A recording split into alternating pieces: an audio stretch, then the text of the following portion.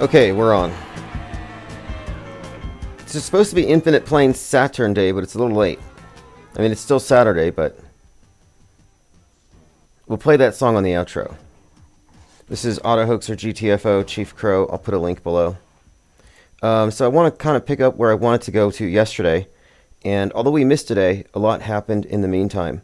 So one of the things I was going to talk about was the evidence for simulation theory surrounding the Luigi Mangione shooting. And all of these evidences, not from us, we're talking about the propaganda messaging of this actor, this LARPer, live action role player. But there are some who've taken the conclusion that you're looking at evidence of a simulation because there's all these weird instances of the number, I believe it's 286 or something. But anyway, it turns out that every single one of those instances was erroneous. And a lot of people overreacted. So here's an example. Owen Schroyer says, "No effing way. We're either in a simulation or this is something else. How is this even possible?" And on this video, you have a number of instances where you see the number 286 is associated with the shooter, with the insurance code for denying a claim. And then there's a number of instances here. See, denial code, 286. 286 posts on one of his accounts. And I believe his Spotify 286. Anyway, it goes on and on and on with these 286s. And if you look at the comments, this has blown people's minds. Area code 286, 286 posts on X. So most people here responding are saying this is a simulation. That's kind of the go-to. And I didn't comment on it yesterday because we weren't here, but people are saying, well, maybe 286 means a sacrificial lamb. How things work, a brief history of reality. Here's a book that describes the world as a simulation. Which it may be, I don't know. I mean, I don't have any reason to think so, but what I am pointing out here is that this is false evidence, and this is not in support of us being in a simulation.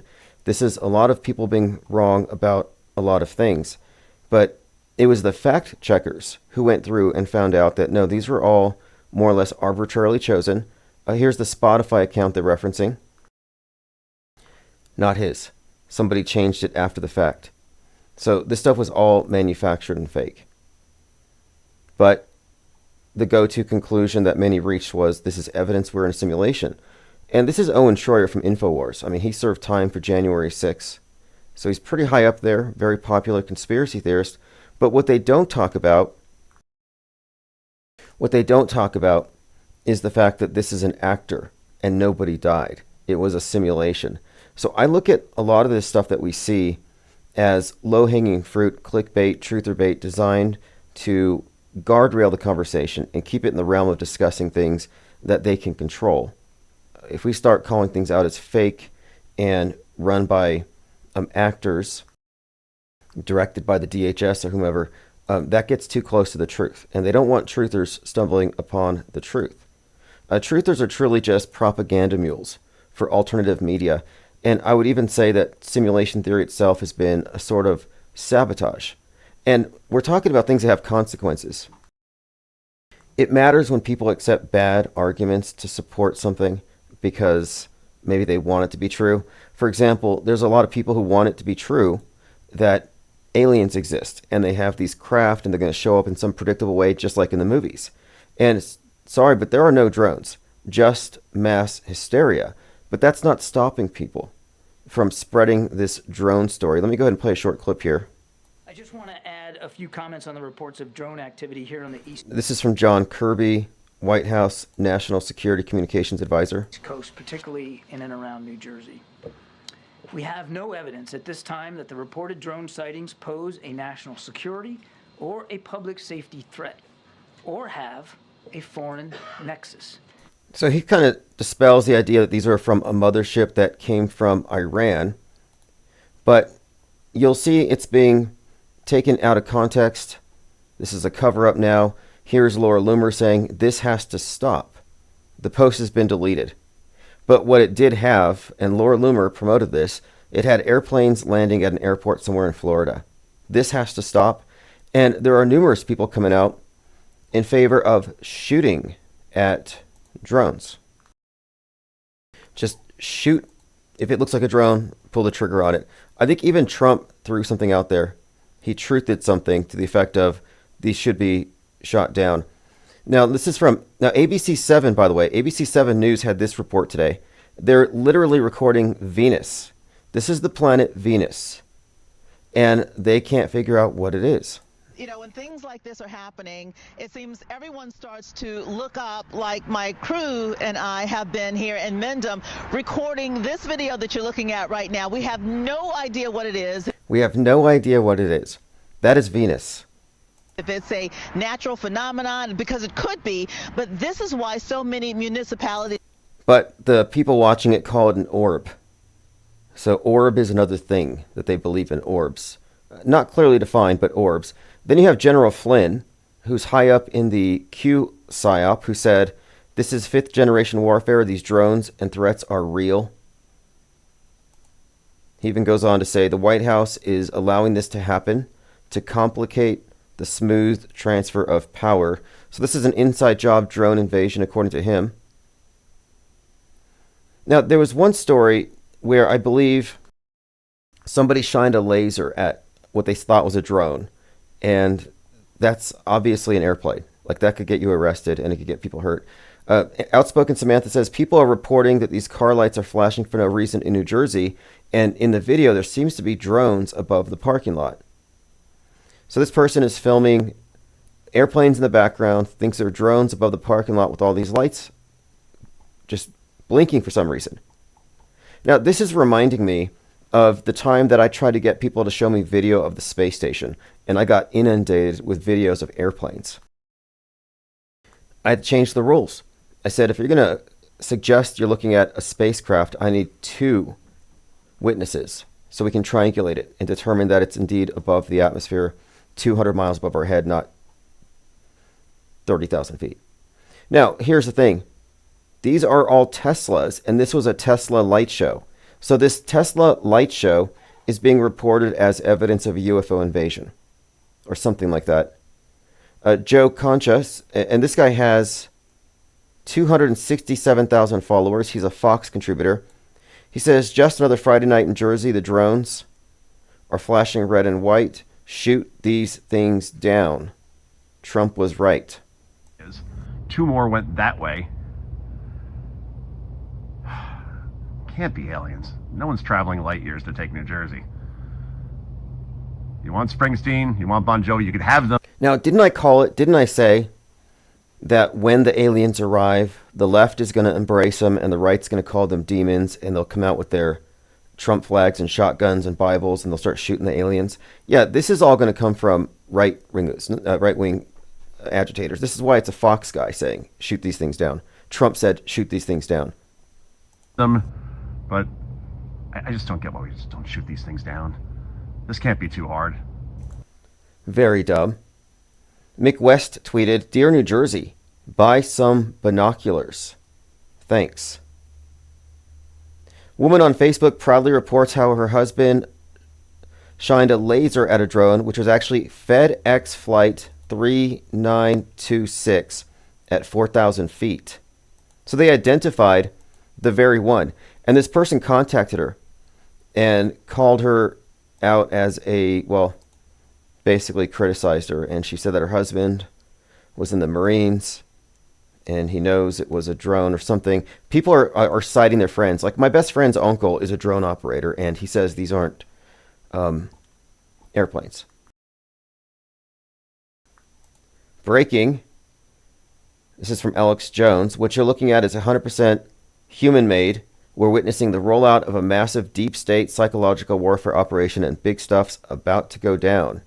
And that's a shaky picture of an airplane, which makes it look kind of triangle-y. It's like triangle lights mean UFO. I mean, come on. This is almost pathetic. It's almost sad. I mean, what are we looking at here? Visual illiteracy, hysteria. This is why people fall for PSYOPs. So remember, the next time they laugh at you for calling something a PSYOP or a hoax, it's the same people who can't tell the difference between an airplane and a mysterious UFO. And the thing is, that shouldn't even be a consideration. You know, I call this maybe Bigfoot logic, as in you insert something into the conversation that has never been independently proven to exist. And then you say, well, maybe it was that. No, I'm sorry, you don't get a maybe here.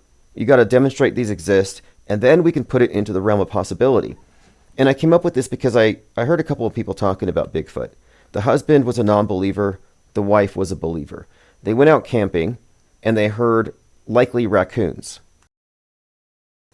And the next morning, she reported they heard Bigfoot.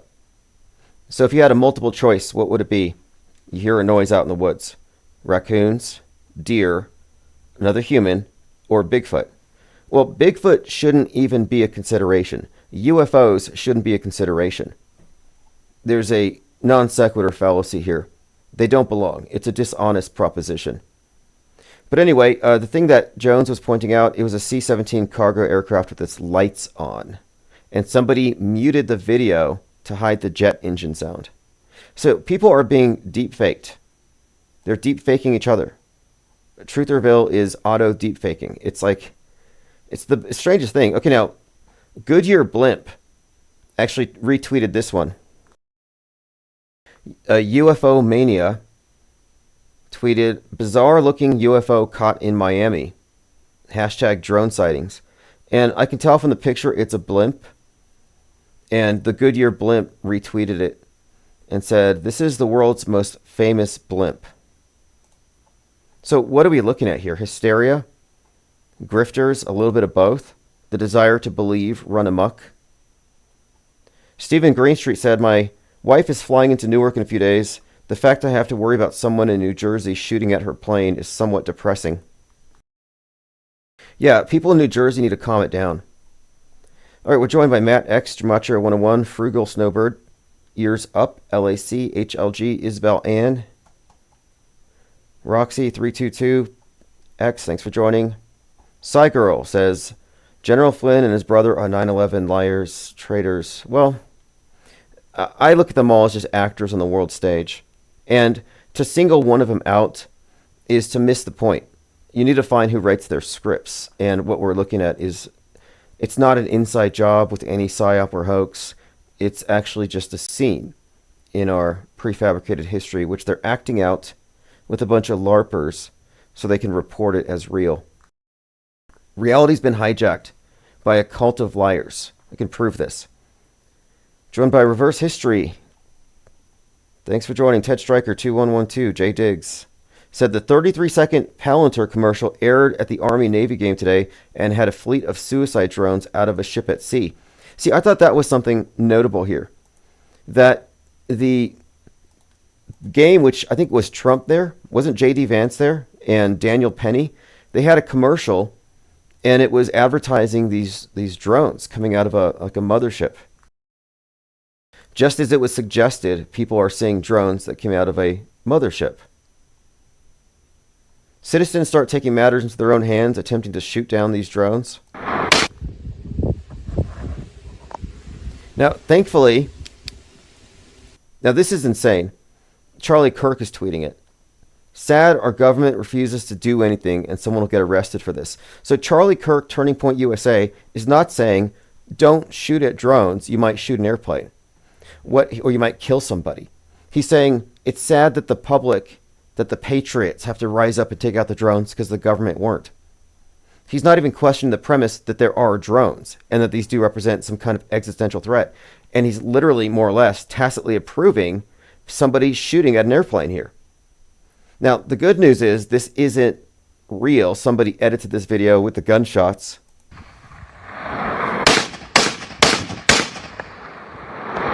Unbelievable. But the fact is, it's fake. He's reacting to it like he thinks it's real. And his take on it is, well, this is because the government.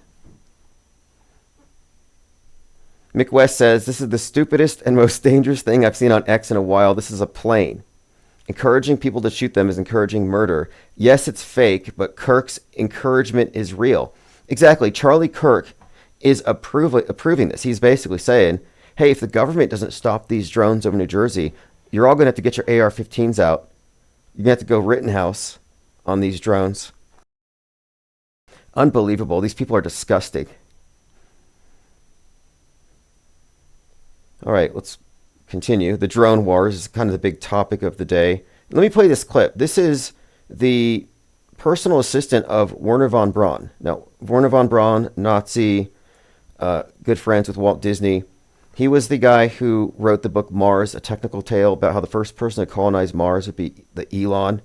Anyway, von Braun had this end-of-life confession where he talked about how the one world government would consolidate power through universal threats.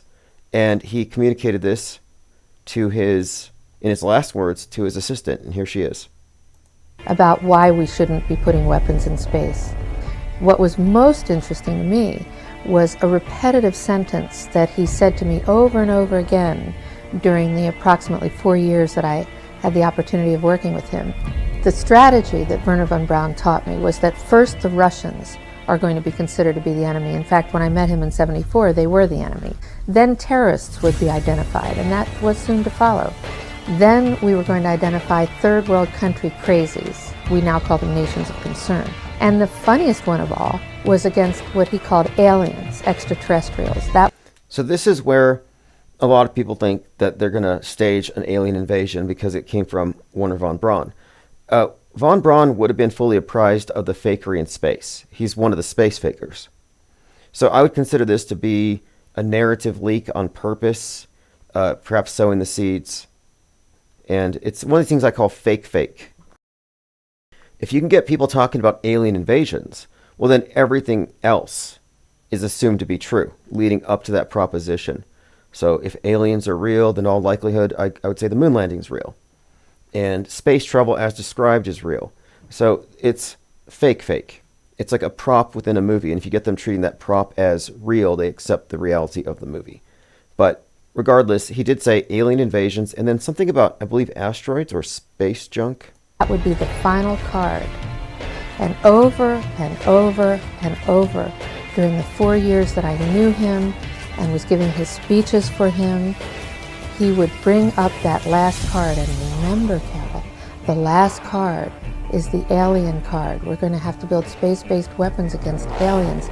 And all of it, he said, is a lie. Okay, no, he did say it's fake. So they're going to convince the public that we need space-based weapons to keep the aliens away. And already people are ready to shoot at them. So this is going to, and this ties right into Space Force in all likelihood. Cygirl says, no one I know believes in aliens or demons, only inflation and porous borders and crime out of control. Right, well, I don't know. Didn't they say the crime is down? Didn't the Fed say that? And can't we trust them? Isabel Ann says, the next lockdown bribery stimmy checks will be drone delivered.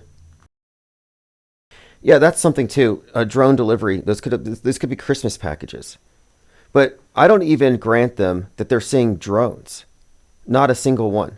I don't think one anomalous drone sighting has been independently verified. And when this whole thing started, I said, remember Ukraine, where 30,000 of the most popular videos depicting this war were actually from video games? People can't tell the difference. It's just like when there was a motorcycle rally in like Greeley, Colorado or something, and people said the Hells Angels are heading to Aurora to fight the Venezuelan gangs that took over the apartment complexes. So you'd get these videos of people on motorcycles, and then it'd be like, God bless you, you're fighting the good fight. Thank you, Hells Angels, for helping to protect the jobs of American gangs. Well, it turns out there were no Venezuelan gangs taking over apartments, and that wasn't Hells Angels. It was just regular motorcycle aficionados taking a cruise.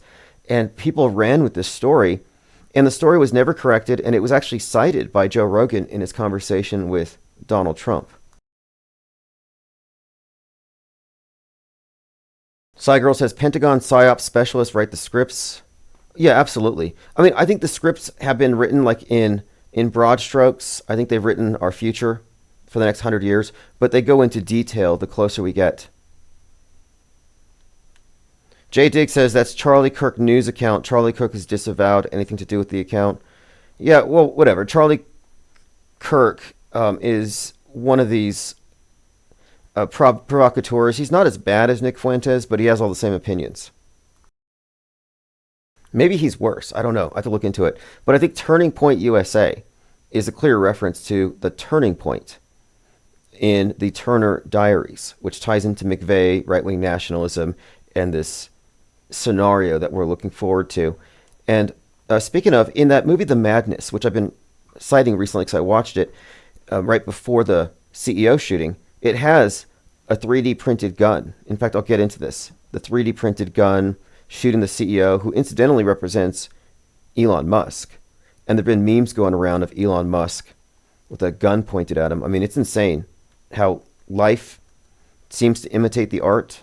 But as we know here, it is in fact psyops imitating art.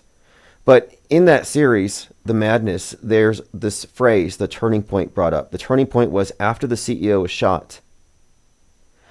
It essentially provoked or provided an impetus for a lot of other people to want to take similar action. And we have seen something like this. I mean, look how many people are cheering the death of the CEO. It's actually a thing. It's not bots.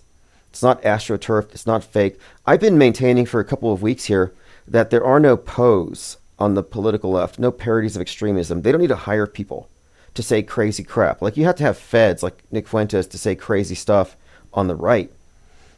But on the left, there are a lot of people who just agree in principle with murdering CEOs. And they say it with a straight face, like they don't have any conscience about it. Okay, let's continue. Isabel Ann says, crime down in New York City except 3 zip codes. Yeah, I don't get all agitated about things that are likely fake, and the news media is a liar, if you haven't noticed. Corp Fiction says, new Santa movie depicting Santa mothership launching present delivery drones. So I'm convinced that this drone thing is a psyop. I just don't know its purpose. And they don't have to use real drones. It's all rumor. And rumor is what sells things. Rumor makes it happen. I mean, it's word of mouth. It's one of the oldest forms of spreading propaganda. And most people just carry it and share it, especially if they want it to be true. Mercedes says, not to change the subject, but you hear the Vatican's going to open Lucifer's tomb on Christmas Eve and they'll be live streaming it. Yeah, I did hear that the Pope is going to open 5 portals. So we're looking forward to that as well. I'll keep an eye on it. Joy, let's go. Yep, this is Saturn Day. I'll open up phones here shortly. I'm just catching up on notes. So Mick West was saying about drones, it's just people misinterpreting what they see in the sky combined with lazy sensationalist media. It's simple. A local aviation expert in New Jersey told me he was seeing things that were 100% not drones. He gave me photos of some date, location, data, DTL. Okay, so here we go. You're able to actually figure out what people are looking at by the time and date and location. That's why Mick West said to reject any claims that don't have that information. That's why whenever somebody tells me they saw a space station, I'm like, well, where were you? Latitude and time. And most of the time they don't know. It's like, are you sure it was a space station? Maybe it was an alien and you got abducted and you have a missing segment of time. I mean, why do people have amnesia when it comes to these claims? If you see the space station, it's safe to say you had to have been looking at a very specific time. You would have been in a very specific place looking at a certain part of the sky. You wouldn't lose those details. But so many people would say, well, I saw a light in the sky. So at that point, I said, we can no longer have such a low standard of evidence. And I'm glad to see Mick West insisting upon some information along with the videos. Kevin Mooring says, Jack Black, new movie. He plays the Satan on Santa's Christmas. Yeah, I'm kind of curious to see it. It sounds terrible, but, you know, I like to monitor the predictive programming. And I want to point out, too, The Madness was number 1, so I watched it. And before I watched it, I said, this will contain predictive programming for what's about to happen. I'm predicting predictive programming to demonstrate again that we have a model here. And it describes reality, describes how media actually functions, how the propaganda is woven into the entertainment, and how synchronized it all is. And sure enough, the movie contained multiple parallels to the real-life shooting, including the 3D printed gun. So there's a game called Thick as Thieves to be released next year. So next month. It's called The Hood. Thick as Thieves, The Hood. And take a look at that character. So the hood is a symbol, just like the Joker mask. You know, these are all symbols, and we're talking about the class warfare model, the oppressor, the oppressed, and the hood and the mask. It's kind of become this symbol of the righteous social justice warrior, take from the rich, give to the poor. The Game Awards were sponsored by State Farm Insurance. A lot of interesting tie-ins to this PSYOP.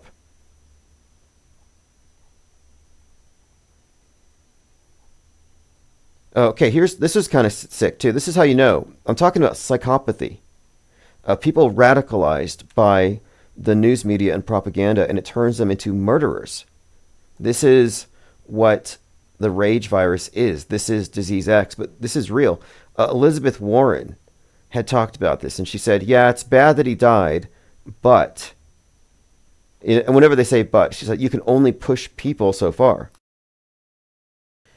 Okay, so when you have a bunch of individuals, now it's people, and now you have to, kneel before its power? It's like, what do you mean? You have to cave into the mob?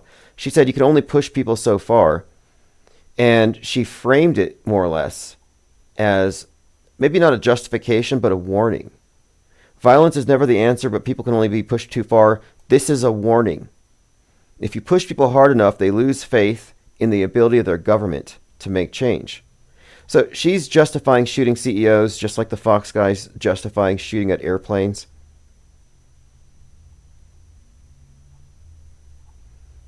Okay, we have plenty more to go off of here. This is related to this Luigi shooter. Brianna Boston, a 42-year-old mother of three, was arrested for threatening Blue Cross Blue Shield. Now, I don't think this is a hoax. I think this is an example of a PSYOP following the art which preceded it. PSYOPs follow the propaganda, but then life imitating the PSYOP. And I do think this one's legitimate. This is in Lakeland, Polk County. This 42-year-old was arrested for threatening her insurance company. The nature of the threats, we would also be asking for GPS with house arrest conditions to protect the community. With her head in her hands, Brianna Boston learned she would be held in jail on $100,000 bond. The Polk County judge adding the bond was appropriate given the, quote, status of our country. All right. More justification. A Newful says, damn, why A-Hole have more viewers than IPS? We have 256 live viewers right now. And if you count the audio streams, easily getting close to 300. And we should go higher. I think we'll get higher. Plus, we'll take some calls as well. All right, let me get through my notes for today.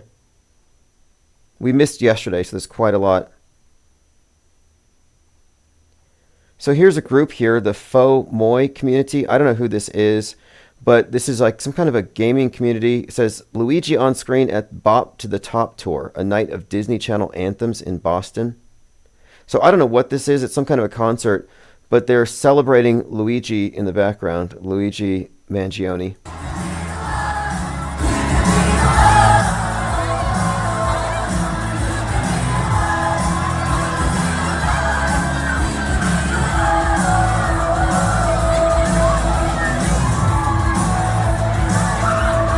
This is a manufactured folk hero. And we've been vindicated pretty strongly in our analysis of this case.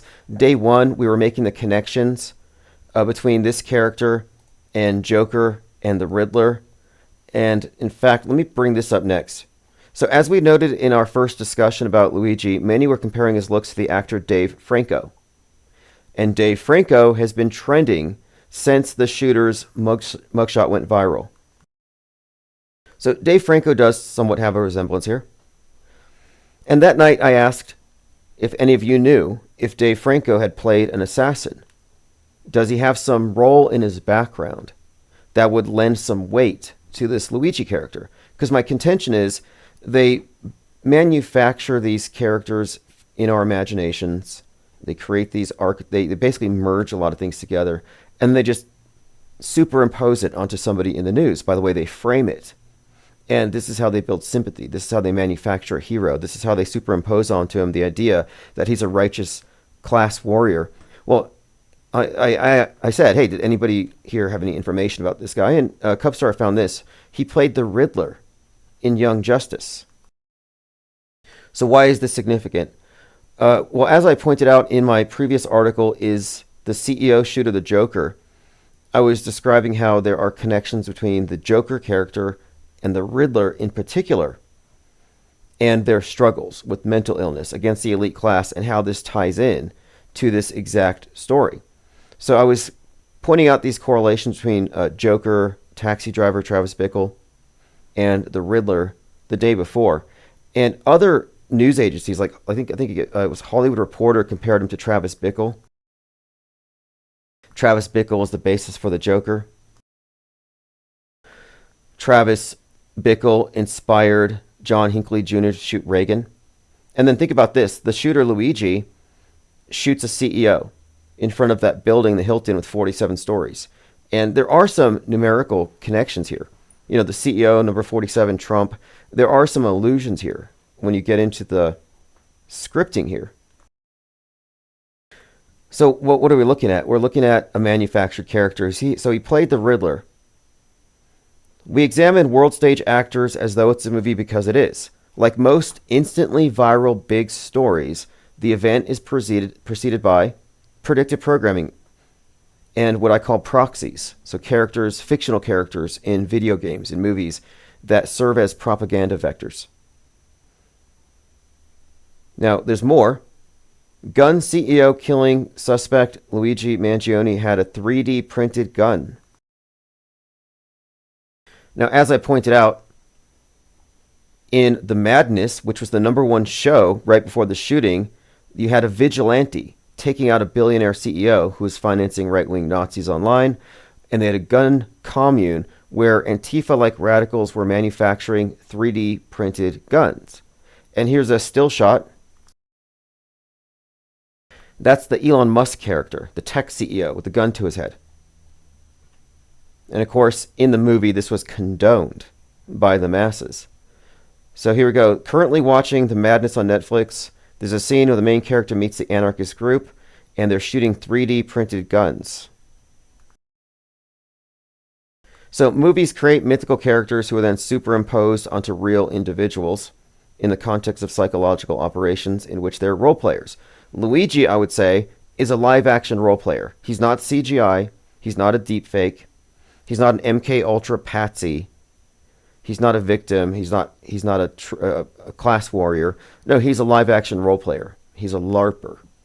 And the Dave Franco Riddler connection demonstrates how the program intentionally merges these fictional universes with reality. They're trying to get the masses to go along with certain narratives and stories. And they use these fictional universes, like the Batman one, as propaganda vectors. They merge these things. So Luigi has now officially entered folk hero status. And the fact that the movie star they compared him to played one of his fictional counterparts is pretty, I think, conclusive here. So you have this Robin Hood-esque folk hero. Here's the Hollywood Reporter says it plays out like a dark character portrait, Taxi Driver, for the social media age. And this is just scratching the surface, but we have pretty much made these connections only to find out that they're actually reflected in what's reported next. So we're accurate, I'll say. Now, let me get into this, because there was something else, and I didn't get to this yesterday. I was hoping to, but there's a pretty big breakdown of what appear to be strange coincidences with the number 86 and 286 with the shooter. So here's a spread of it. His zip code. He was at McDonald's 286 miles from home or something. He had 286 people he was following on his Twitter account. Then you have National Insurance Awareness Day, 628. And then the insurance rejection code was supposedly 286. Then you had the mushroom Pokemon 286. And on, and then they have Proverbs 286. So they've built up a map of what appear to be conspicuous references to the number 286 with regard to this PSYOP. And I remarked on this earlier because InfoWars said, oh, this is a sign that we're in a simulation. Well, it turns out denial codes are generic from 1 to 306, so that's wrong.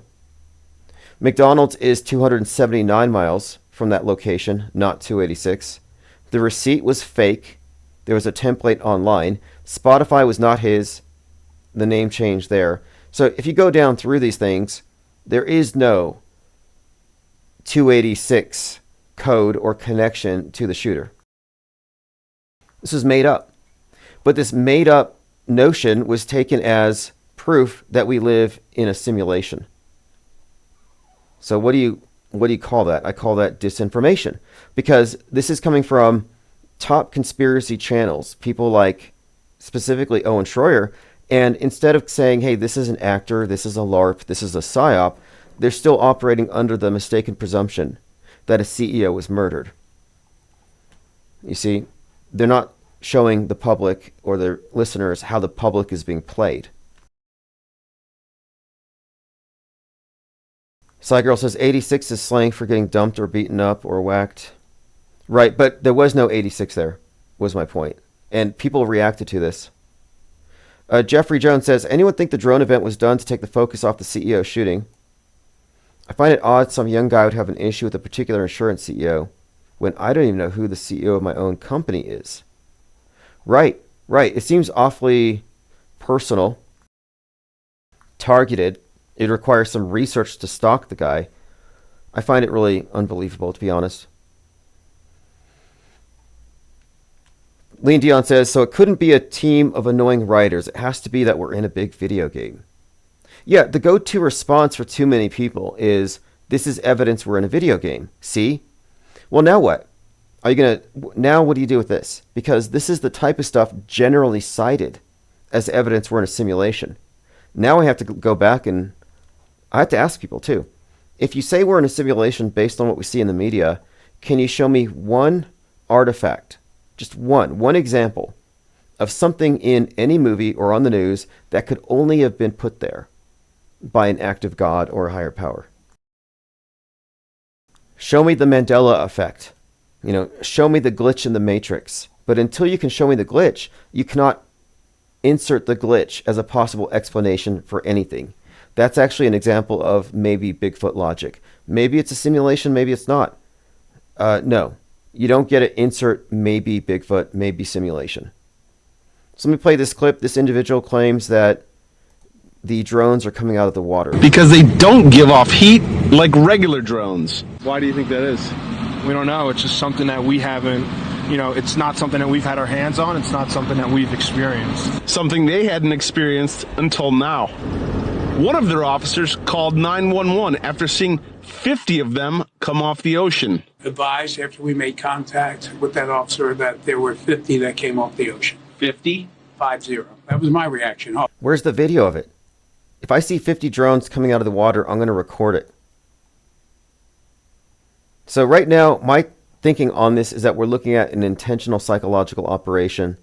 News Nation reporter says his view of New Jersey drones has changed since he witnessed them coming out of the ocean. He did not witness them. He talked to someone else who said he witnessed them. Doesn't even have a picture. One of the things we talk about a bit here is the idea of the commons of low Earth orbit and how it relates to the commons of cyberspace. And I've been describing Elon Musk as the leading polluter of the low Earth orbit commons and the leading polluter of cyberspace, another global commons. These are areas that we all share, and one person could ruin it for everybody. One mind virus super spreader can spread a hate virus that causes some destruction in other parts of the world. They made these arguments. And they've made the argument, too, that Musk's space junk is doing to space what X is doing to cyberspace. Not a coincidence. He is being set up as a fall guy for a couple of things. One, for free speech absolutism, but also for the influence of rich capitalism. Rich individuals shouldn't be able to ruin the world for everybody. CEOs. Too much power, too much influence, their carbon footprint's too big. But anyway, listen to this art. This is from the article from space.com. Tragedy of the commons in space. We need to act now to prevent orbital debris crisis, says scientist. We have to get serious about this and recognize unless we do something, we're in danger of making a whole part of our environment unusable. So just like Musk is about to ruin the internet, he could potentially ruin space. And he's the top polluter. And this is the concept, though, of the commons, is that they're trying to globalize threats and make the case that what we do here affects everybody, therefore we must all be regulated in common. Like the environment itself, Gaia, as a closed system, becomes one. And that's what environmentalism today is predicated on, the idea that what we do here disproportionately affects other countries, and their political systems don't allow them or facilitate them to do the damage that we do. So we need to tone it down. We need to regulate our free market because our activity is so destructive to the global. And this is also what they kind of tried to do with blood in 2020. They wanted to make it a commons where we all have to be on the exact same sheet because those who aren't are a threat to the whole. But space, cyberspace, commons, we're talking about the installation of like ubiquitous regulation. Of course, it's under false pretenses. Space junk is fake and mind viruses are fake. Tim Pool, days later, said, oh, the drones in New Jersey are just airplanes, LOL. And I informed him, well, I assumed it. We have an axiom here, but what I said here is I auto-hoax anything that goes mainstream. If there's a light in the sky, it's an airplane until proven otherwise. We actually have that as an axiom to get rid of fake claims of satellites and space stations. And imagine if everyone in Jersey had that in mind. Well, there's a light in the sky, but until I can prove it's not a plane, I'm going to assume it's a plane.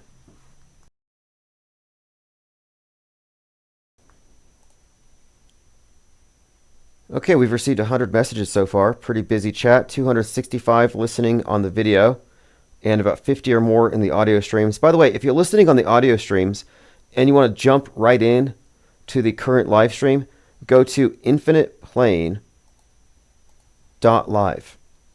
That domain will take you direct. U.S. Capitol Police are doing some kind of a rehearsal.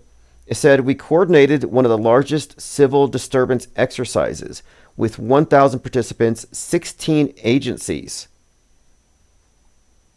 USCP Joint Civil Disturbance Exercise. Now, I bring this up mainly because of the scale of it. 16 agencies. When I talk about PSYOPs, we're not talking about local hoaxes, anomalies, some news crew is running some propaganda scam, tricking people. No, we're talking about dozens of agencies integrated in these top-down operations that the government is behind, ultimately, and the media is just one of its instruments. PSYOPs are the rule, not the exception.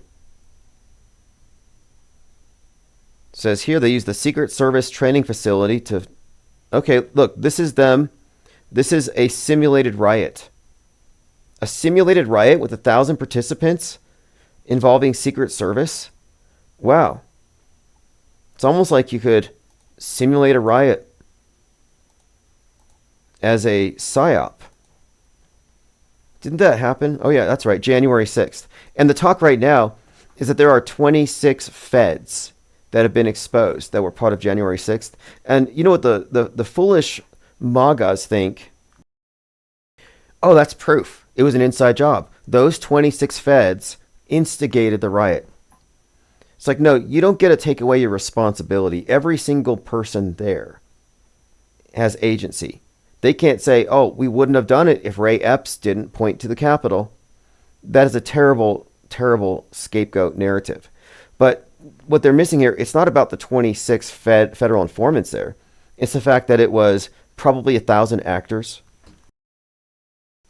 that there were no live streamers there that weren't feds. There were no independent reporters on January 6th. None. In fact, there's a documentary, Woo's News covers it. There were some people there who were independent, and guess what? They were pushed to the side, and they couldn't make it to the riot in time, because the riot started before Trump even said, run to the Capitol. And it's like a 45-minute delay because you got to walk to the Capitol. Paradox Penguin says, I'm here for the deprogramming. Thank you for joining. Yes, Lucid Streams, this is the drill at the Capitol. Cygirl said, all the MAGA idiots who followed the crisis actors into the Capitol. I would contend they were zero. My contention is that there weren't any useful idiots. There weren't that it wasn't a honeypot sting. That there were some real people who showed up at the speech, perhaps. But I'm saying it was a closed movie set. It was a large, closed movie set. It was not a false flag. Baked Alaska was obviously a Fed. Obviously. He's saying, oh, this guy's a Fed. And it was like, oh, look, Ray Epps is a Fed because Baked Alaska said he's a Fed. Baked Alaska was the guy who coughed on Pelosi's phone. He was there to make MAGA look disgusting. And he was a Fed calling another Fed a Fed to hide the fact that they were all Feds. I mean, it's just obvious, classic, probably, misdirection tactic. So no, there's no way he was a useful idiot or a shill in the sense of like, well, I mean, he was a shill, I guess you could say that word, but I'd say a confidential informant. Same with the Proud Boys. You think the QAnon shaman with this Q sent me sign is a victim of the justice system and he was just fighting for America and he was being a peaceful protester? No, he was an agitator and just a walking, talking smear job to make everybody look crazy. The guy looks like he smells like roadkill and he's the face of MAGA all of a sudden. Yeah, Baked Alaska has a past. He was an online right-wing, basically meme vector, where you can find a lot of these federal informants. They all have the same talking points at the same time, and they create this manufactured consensus among the right. Nick Fuentes, obviously, Ellie Alexander. These guys are all compromising each other. They have dirty pictures of everybody in their circle. Ollie Alexander's a blackmailer, a groomer, a predator. Fuentes is complicit. And Alex Jones, obviously, is 100% a crisis actor. He's essentially a glorified crisis actor. And by the way, it was all fake with InfoWars getting purchased by The Onion. No, I think Roger Stone's going to get it. Like, InfoWars is not going away. 90% of the InfoWars brand is crying wolf about censorship and pretending like they're the canary in the coal mine. And what they're saying is just so bannable that they have to be shut down, that it's like critical information, you should know it. It's a selling tactic. I don't fall for it. Nobody's banning him.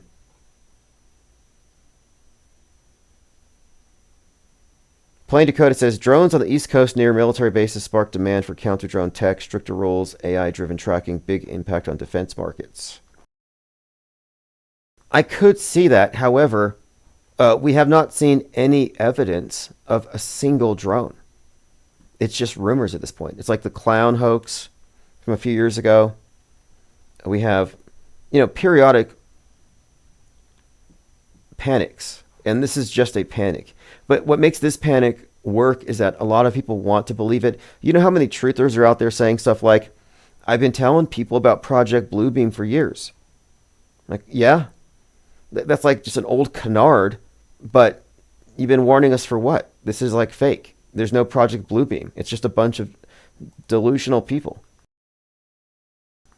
Maybe the word's not delusional. We'll say LARPing. I mean, come on. Calling in the Goodyear blimp, and then people responding to videos of people shooting at drones and applauding it. That's kind of low. All right, let's continue here. And by the way, they already blue-beamed us. We've already been put into an alternate reality. It's far beyond tricking us with UFOs. I mean, they trick us with stuff every day. They've hijacked reality. They are manufacturing history day by day. Officials investigating drone landing in Hillsborough Township, New Jersey. The search is ongoing.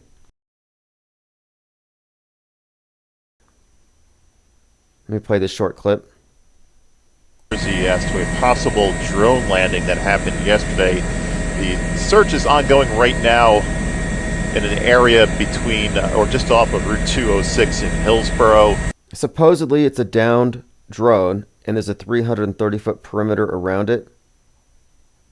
but I haven't been able to substantiate it. I'm waiting for the community note on that one, in fact.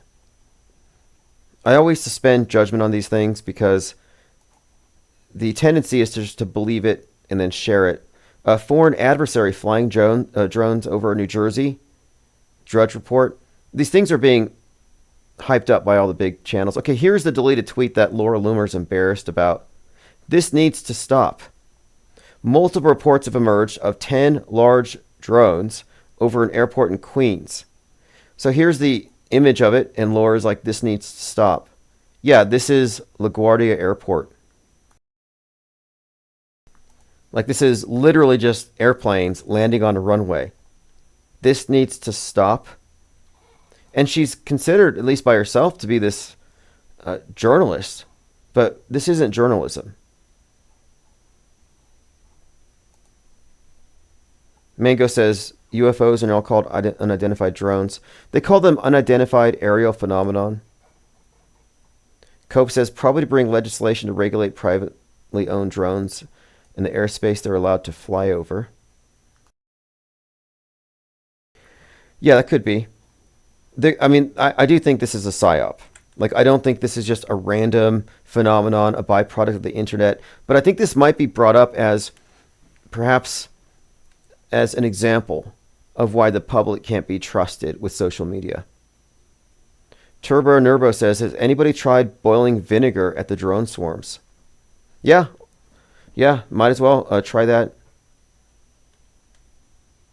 Sly Girl says Laura Loomer's a click. Well, Laura Loomer is a provocateur, and she's been hyping up the Trump assassination predictive programming quite a bit. So I think she's definitely a provocateur. Now here's a good example of people reacting. I use the word pre-believe. People pre-believe in a UFO invasion. Like, they already believe it. So they don't even need to have decent special effects. They're going to 100% just believe it no matter what. Okay, this is it. This is a video. Enron's new CEO gets pie-faced in New York. So people have taken this as an example that we live in a simulation because it looks exactly like the Bill Gates pie in the face. Well, it turns out, after millions of views, that this is in fact a parody, not evidence of a simulation. It's a parody. So I'm just calling this out because I think that there's this tendency that's very obvious to me now, that the default to anything anomalous is to say that nothing is real. In other words, if what's on the news is we'll just say hinky, is that the word that Rosie O'Donnell used with the Trump shooting? If anything on the news looks fake, reality's fake because the news is reality. That's the logic there. It's the conflating of the broadcast version of things with the real thing. But no, if you see a glitch in the media, it means the media is lying, not reality. Reality's not lying. The news is lying. And that would go with Occam's razor as well. Kevin Mooring says there are drone spraying chemtrail videos out. Yeah, I'll have to see that because chemtrails only occur when you're like 30,000 feet because they're a product of the colder temperatures in the rarefied air.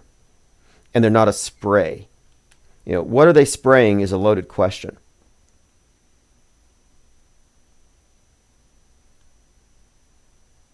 Joe Santos says, because our subconscious isn't so smart, what it sees on TV thinks maybe might happen, and that's why comedy is so important to make everything seem like a joke. Yes, and the powers that be actually target a great deal of their messaging to our subconscious, which doesn't have the same defense against lies and manipulation. It has this suspension of disbelief built into it. And I think that this is why it's so important that they inundate us with future events in the form of fiction in advance to get us to pre-believe stuff, to pre-identify with a character they haven't even introduced yet on the world stage.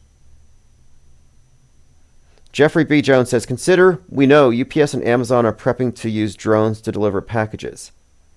We know the government is behind all the psyops, And without a drone problem now, Congress and Trump's new administration would not have cause to make new laws to regulate space and use tax dollars to implement homeland security measures to control and monitor what will be happening in the space above our homes when that whole aerial phenomenon of the air taxis and drone deliveries start. That's likely because this is being promoted from Fox News, and it's like they don't care about their reputations. Like, I don't want to be perceived as hysterical, unreasonable, sensationalist. Like, I'm kind of a skeptic. And then you see these individuals just going with the hysteric, what is essentially a panic, more or less, a hoax, and they're going along with it, and they don't care about their reputations. So I have a feeling that they're being prodded, that this is an agenda. When is the Survivor Season 47 finale? I just brought this up because we have noted that the movies and TV shows and everything always seem to foreshadow what's going on. So the CEO being shot in front of a 47-story building has significance because that was the building where Trump gave his acceptance speech, and he's the 47th CEO. So you find these overlaps, and there's already overlaps with the Joker character, Travis Bickle De Niro, and the Trump shooting, which already happened back in July. So we've already established these multiple overlapping connections. The 47 thing really started with Trump back on July 4th, or 4 of 7, July 4th, that parade where Robert Crimo shot up the 4th of July parade, and he had the 47 tattooed on his head, 47 on his car. And then he had a picture of Lee Harvey Oswald on his wall. And he had been spotted multiple times at Trump rallies. So you have a guy who venerates Lee Harvey Oswald going to Trump rallies, and then he shoots up a 4th of July parade, and he's obsessed with 47. So when I saw that, and this was in 2022, I said, Lee Harvey Oswald has basically, I would say Lee Harvey Oswald has stepped on the stage. He's now a piece. He's in play. This character is in play.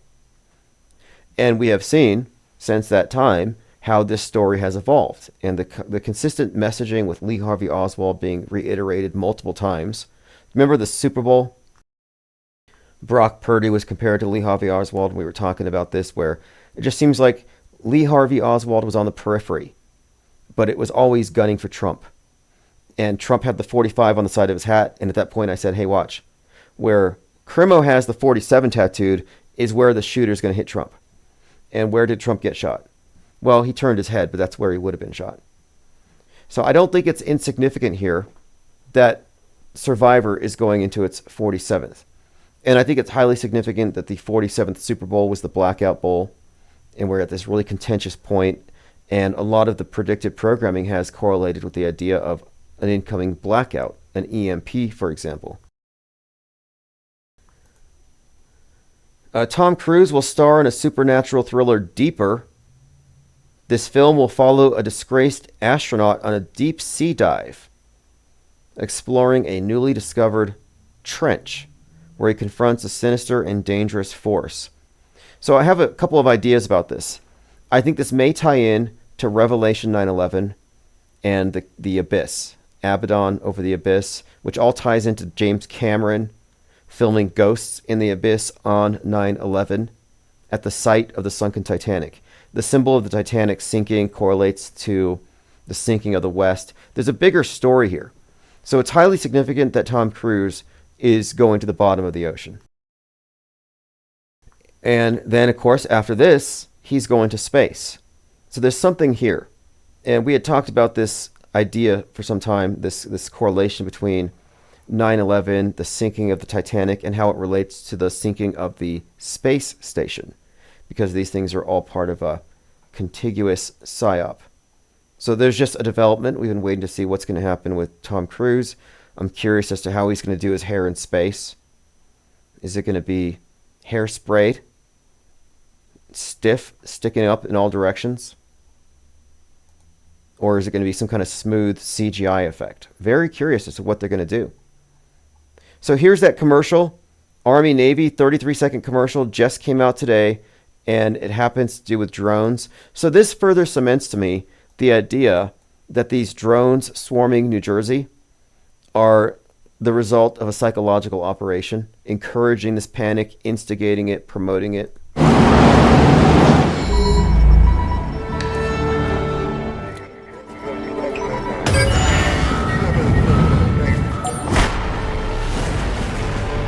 So you're looking at some kind of a mothership, a big ship rather, a warship, and then it's releasing drone swarms.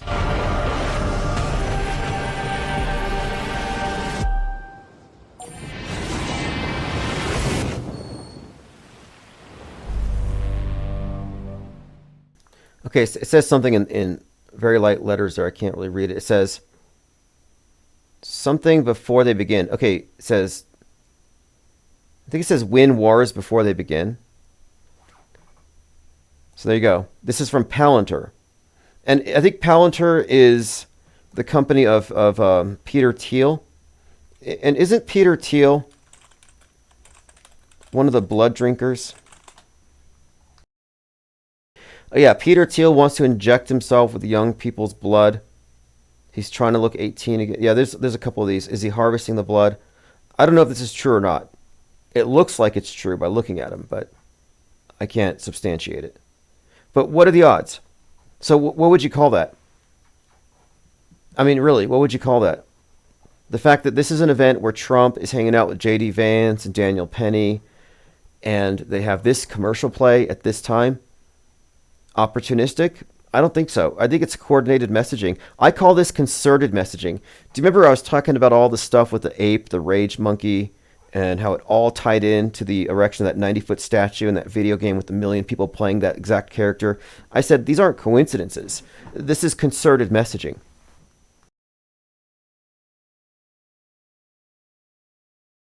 Leo Frigg says, it's crazy to see these people getting pulled every which way with these mainstream narratives. I'm glad I was paying attention these last 10 years.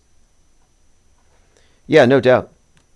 I mean, think about the wasted time. And it's not that they're wasting time because they're entertained, but they're not being informed.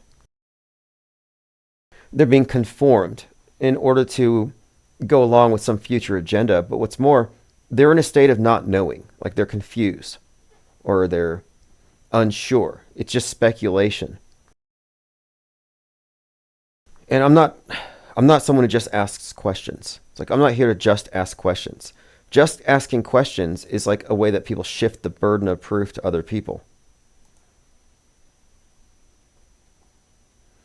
Okay, here we go. This is somebody doing some work. It looks like, here we go, Senator Andy Kim, New Jersey. He went out with the police to observe reports, and guess what they found? He says here, after going out with the police to observe reports of possible drones, with the help of civilian pilots, we were able to do a deeper analysis, and we concluded that these were almost certainly planes. Close, right? So this one's gonna fly over us right now. You think so? I used public flight tracking tools to recreate the conditions. Okay, this is what I thought too. So in other words, it's planes. He says, I don't discount others may have seen drones, but everything that I saw was fully explained by flight paths. Press releases from federal agencies that don't share analysis of evidence and just reiterate statements aren't helpful in this moment. Yeah, they're doing a huge disservice to the public by just saying, no, it's not true, instead of providing reasons, because then it sounds like a cover-up, which I think might be intentional. Here's an old article from the Boston Daily Globe. Radio play terrifies nation. War of the Worlds all over again. Yes, Lean Dion, thanks for bringing that up. There was this a school kid, some kind of a school walkout. This is on Newsweek. High school students staged a walkout for Luigi. The main suspect in the murder of United Healthcare CEO was detained in Pennsylvania. The murder of Thompson captured the nation for its brutal nature and for the frustration many have for the health insurance system. One recent social media post showed it was purported to be an entire high school walking out in support of the shooter. The handle is, okay, here we go. The original video has been deleted. I'm trying to find out if this is real. It looks like somebody had created a fake video. Have to fact check everything these days. But I don't know. I'll have to check. Because somebody lied and they said that 100,000 Luigi hats were sold on Amazon because of, Luigi. Well, it turns out it was 100 had sold that day. But that listing in that post had 200,000 likes. So it could be true now. Like that person might have sold 100,000 Luigi hats thanks to a rumor that he sold 100,000. Like that's kind of an interesting marketing tactic, and I've been trying to figure out how can I use this. Like hoax marketing. I mean, what do you call that? Yeah, I saw that picture. Donald Trump shared a very, let's see if I can find it, unflattering meme of, is it Governor Christie? Chris Christie. He's out there in New Jersey. And it just had this horrible meme where a bunch of drones are delivering Big Macs to Governor Christie. And it's not really fair because Trump is pro-McDonald's now. So the idea that McDonald's makes people fat or whatever, I mean, come on. And then fat shaming. Anyway, that's Trump.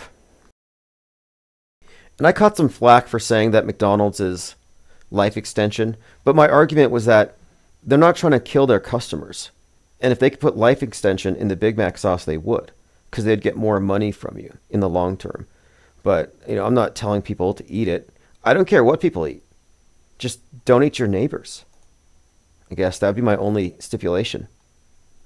By the way, Jaron, Witsit Gets It, McToon are in Antarctica.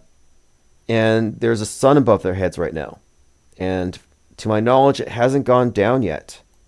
Now, there's a little bit of a tense situation. Will Duffy, the pastor behind this thing, the guy who paid for it all, describes how Jaron and Witsit want to be sure that they're not going to be recorded. They don't want to be humiliated. They don't want to be made to look foolish. Now it's out. It's out in the air. It's out in the open. They had an opportunity to discuss it, and commitments were made, which I think are not too big of an ask, and so I'm very happy now. And so we're actually going to go all have a team dinner right now, which I'm looking forward to. Anyway, we're waiting for some updates. It's going to get more interesting tomorrow. Now, listen to this comment. Leo Freak says, the Luigi thing is really popular with my normie friends. They even buy the numerology bait, even though they scoffed at it. See, what's ironic about it is that the numerology bait in the Leo Freak case is all fake. All the 286 stuff is fake. All of it. So why did they buy the fake stuff? We're saying this is a LARPer. This is an actor. It's a scripted event. And they're like, no, it's a simulation. Because what will they do when you show them that, all that numerology bait that you bought into isn't actually real? The event's not real, but that's a false explanation. It's like the default explanation for most people is to delve into the most esoteric, occult, unlikely explanation. Like they want to reach for the fantastical,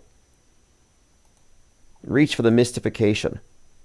And my thinking on this, I believe, has been vindicated. Because what has simulation theory brought out? What has this alternative view elucidated here? Nothing. They haven't added to our understanding of the event. They don't subtract the initial presupposition that somebody died and there was an assassin. They don't subtract, they just add. Meanwhile, Metascript Critique and Analysis has decoded the story from day one. We have multiple reference points for concurrent programming. And we predicted the public's response to it, how this would be contextualized, how he'd be turned into a folk hero. And we have been 100% vindicated in our breakdown. And it has nothing to do with simulation theories. It has to do with analyzing media accurately. Luigi Mangione is a fictional construct. And again, earlier today I pointed this out, that his resemblance to Dave Franco goes deeper because Dave Franco played the Riddler. Okay, let's continue. Phones are open, 505-510-4226. HLG says cigarettes are healthy. Tobacco companies wouldn't want to kill their customers. Yeah, look, I don't care. Truthers act like, they're drinking their raw cow milk, eating raw meat, and acting like they've discovered something. But I think it's all faddism. I don't talk about diet here because I notice a lot of truthers when they run out of psyops they start talking about how they have a teaspoon of apple cider before bedtime, and they throw all these things out there, and it may be true, but I legitimately don't care what people eat.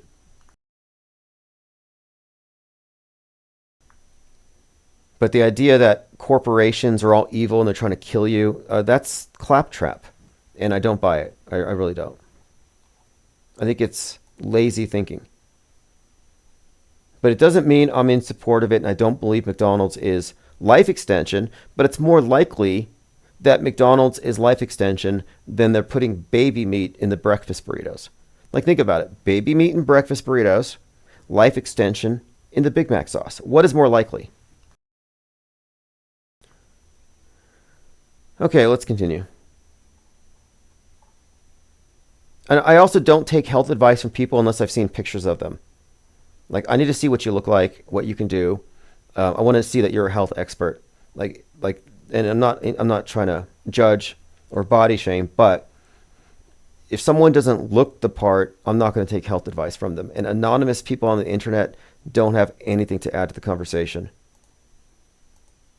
John Stossel, who many QAnoners think is JFK Jr. in disguise, says that recycling plastic is a dead-end street. Do you recycle? For sure, absolutely. Absolutely, everything I possibly can. For decades, we've been told. Recycle America. I talk about this a lot. Recycling is an act of contrition. It's tantamount to confession. You're confessing your sins to Gaia. You're thinking about your consumer decisions and which ones are sins. It's purely performative. It's theatrical. And it represents that you buy into the ideology. And it gives you a little bit of moral high ground over those who don't recycle. Now you're conscientious. It pleases Gaia. I would even say that recycling is an act of genuflection before the altar of the earth god, the recycling bin. And the recycling symbol is the symbol of death and rebirth. It's just earth god worship. That's all it is. It's pure theater. But I've known this for a long time. It's a huge farce. It makes people feel good. You can go to NBC News website and you can confess your climate sins. It's a religion. Oh, ban plastic. I think that's where we're headed. No more plastic? But plastic often creates less emissions than alternatives. And one more thing about this, because the people who believe in this stuff are the big government types. They believe in recycling. They believe it matters. But it should be pointed out that between 2020 and 2021, there were 57 trillion tons of PPE found floating in the ocean, entire islands, COVID islands. And you know who wore that stuff the most? The true believers, the recyclers. It's just kind of ironic that they are literally responsible for raising the ocean levels. I mean, 57 tons of PPE could do some damage. So here's something from Timcast. FBI has 26 informants at J6. It was an inside job. It wasn't an inside job. It was a staged riot. It was a propaganda simulation. 26 informants is misdirection. Anybody falling for that is in the box. But Tim Pool is in the box. His job is to keep you there. It's all about controlling your frame of reference. So even if you get the truth, it's rendered into a lie when it comes from your perspective. Leo Freak says, I have friends saying the manifesto is too obvious, so it was planted, but what about the other 20 manifestos they didn't question? Yeah, look, here's the thing, and I was going to allude to this. Your mainstream friends will most likely lean towards MSM+. It's not progress. Oh, the mainstream is lying. There must be something more to the story. So they add on to it. If you're adding on to it, you're adding crazy sauce. You're going into Trutherville. You're going into MK Ultra, mind control, simulation theory. You're adding a bunch of stuff onto something that hasn't even been determined to be real as presented. So I advocate the subtractive view. Socially distance yourself from the story, get 6 feet back from the screen, wait a few days, get all the facts first. But if you run with the assumption that the story is true, but then you're not satisfied with the explanations you're given and you add on to it, you're deeper into the programming. And so most normies, when confronted with something that's obviously a hoax, they're not going to say everything's fake. They're not going to suddenly become aware of the psy-war. They'll see a psy-op and they'll add details to make it fit. Sort of like so many people knew the Trump ear wound was fake, but they don't know the news is fake. So it doesn't matter. They have that truth, this useful bit of information, but because of the context that they're in, the mainstream box, or even deeper, MSM Plus, they are liars. You know, I describe the IPS as fake news wood chipper. We take the fake news and we just parse it, we chop it up. The world stage and the mainstream media, I would say, the mainstream media is like a reality wood chipper. It just decimates it, destroys all context and coherence. And if you're on the world stage, if that's your frame of reference, you can't tell the truth. You're a liar by default. Hate to say it, but it makes you a liar. Lean Dion says, people supporting Luigi, Atlantic labeled it normie extremism. Oh, I like that. It's like peaceful protesters. Luigi Mangione and the era of normie extremism. They're really contorting themselves. Now, to be clear, this guy is not a right-winger. He's not a MAGA. Now, you couldn't say he's 100% woke, and he may have expressed some sentiments maybe against wokeism in some ways, but they're trying to position him as some kind of a centrist, that he's a centrist extremist. And that could be the thing, because you know the Maxwell Azarello, the guy who set himself on fire on 4/19, on Waco Day, he was more of a libertarian centrist, where he was against both sides. And his messaging was, both sides are controlled by big money. It's a fascist takeover. And so he's not fully on the left, where they support the left, but he's somewhere in the middle, and he has no real representation. So his only recourse is to set himself on fire next to a hot dog stand. Similarly, Luigi here may be something more of a centrist. He may not be a hardline leftist, although I would think that he would be anti-right in terms of he's anti-CEO. So you couldn't put him in MAGA. He'd fit more with the Antifa, but a more extreme. This is a kind of a character they've built up, and the other guy also had a manifesto. So I look at these individuals who are possibly going to be used because they have no recourse. It says, it's tempting to think in political extremes as those who've had their brains flambéed by a steady diet of oddball podcasters and fringe YouTubers and conspiracy theorists. Dylan Roof killed 9, and he hung out in white supremacist forums. You know what Dylan's middle name was, Dylan Roof? Storm. As in storm the Capitol. The storm is coming. Stormfront, which is the website that he went to. He was the first character I analyzed as potentially a total media construct. And I got started live streaming after studying Dylan Roof. Robert Bowers posted racist content on Gab. Brenton Tarrant's manifesto, Murdered 51. Shout out to PewDiePie. And he was copying from Anders Breivik. And by the way, this shooter, Luigi, gave the Unabomber's manifesto like 3 stars on Amazon.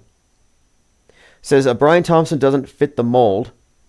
He posted on Goodreads and X and Facebook, spent time on Reddit discussing his back pain. Now, they did talk about how the system screwed him, his back pain. He couldn't have sex because his back was messed up, and that's part of what drove him crazy. They even suggest that he went a little crazy from ayahuasca, but they did throw in the mental illness thing and the victim of society, which describes Joker, which describes the Riddler, which is why it's significant that the Riddler was portrayed by Dave Franco, who has been compared to him. And Dave Franco is getting a boost in his ratings and traffic because of this. That didn't happen for me. There was that guy chopped the head off of his FBI father. His name was, what was it? Was it John Osmond? Who was the guy who chopped his father's head off? We called him Osmond as a joke. Justin Osmond. Anyway, this guy chopped the head off of his father. And Justin Moan. Justin Moan. We called him Justin Osmond. Because he looked like me. Now, I don't say this. Other people said he looked like me. But I didn't get a boost in ratings. Didn't help our live stream any. Decapitates his father because he's FBI, and he said the Moan's militia. And he had all kinds of quirky books posted on Kindle. Claims he had a stalker. So some people suggested that maybe he was based off of yours truly. I don't know. I don't see the resemblance. Maybe it's there. It's close enough.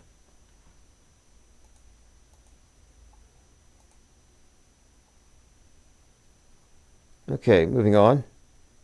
Tomanoid says, Luigi's Mansion, 2001 action-adventure video game, has sold over 3.3 million copies.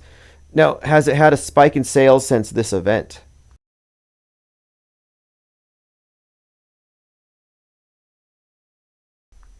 Adam Cook says, YouTube's not letting me thumbs up this stream. Oh, really? Yeah, I'm not surprised. YouTube and I, we're somewhat antagonistic. I mean, I play nice. Especially since we're monetized. It keeps this channel up now. People have made connection of Luigi's Mansion and Luigi Mangione. And there are some interesting connections with the Luigi hat, the green hat, and the Joker hair color being green. And how this is associated with this character. And I found other instances with him and the color green, Robin Hood, the Green Hood. So there is some kind of symbolism in the color. In addition to the character backgrounds that have been superimposed over this individual. But we witness the creation of a folk hero. An icon. Here's a professor at Penn State who's describing him as a, quote, icon. Hear the people sing a song of angry men. This is the music of the people who have lost their slaves again. All right, yep, Penn State right there celebrating it. So we talked a little bit about the Penny verdict. And one thing I would add to the Penny verdict, I do think this is significant, is that you have the right-wing vigilante getting out as the left-wing vigilante goes in. And to the left, Luigi is innocent and Daniel Penny is guilty. To the right, Daniel Penny's a hero and Luigi's a murderer. So one group's hero is the other group's murderer. You see how that works? Totally bifurcated psyop, but the timing of the exchange is conspicuous. And then Daniel Penny hanging out with Trump and J.D. Vance, that's also unusual. It'd be like them hanging out with Derek Chauvin. Like from the other side's perspective, it's highly antagonistic. Luigi also had this Pokemon character with a green hat, and then he's hanging out in the green. So there's a lot of green stuff around him, and so it does correlate with the Luigi thing. And I think it ties into the Joker archetype in this green hair, as I put it in this article about. Now, this is something else too. I mentioned how the movie The Madness, the series The Madness, has the 3D printed guns, and it has the violent Antifa types, and it has the CEO, the billionaire, who's funding extremism online and influencing elections. Think about it. So in The Madness, which is the #1 movie right now, or was right before the shooting, this CEO is essentially credited with having stolen an election by influencing neo-Nazis on Twitter. Sound familiar? And then he gets executed at the end. He gets assassinated. And, of course, the series has the 3D printed gun. So Luigi uses a 3D printed gun, and he takes out a CEO, and then this goes viral right after. Libs of Blue Sky share this image of Musk with a gun pointed at him.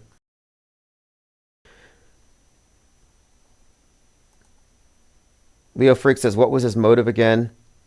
Oh, the guy who did his father in? I think he said there needed to be a militia to rise up and take out the FBI. His motive was kind of MAGA.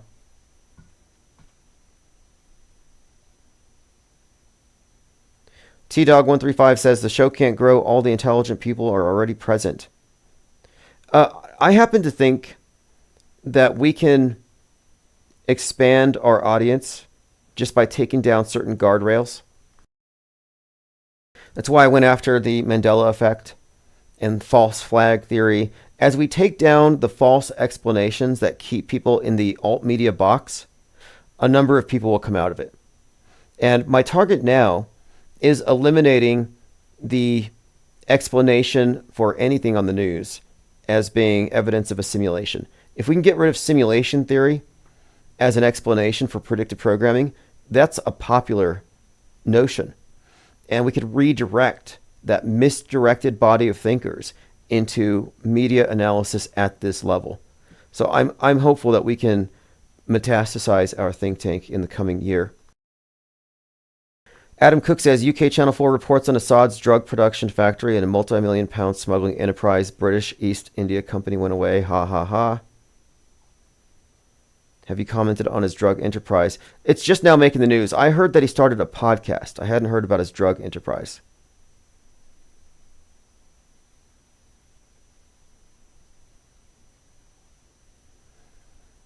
Okay, continuing.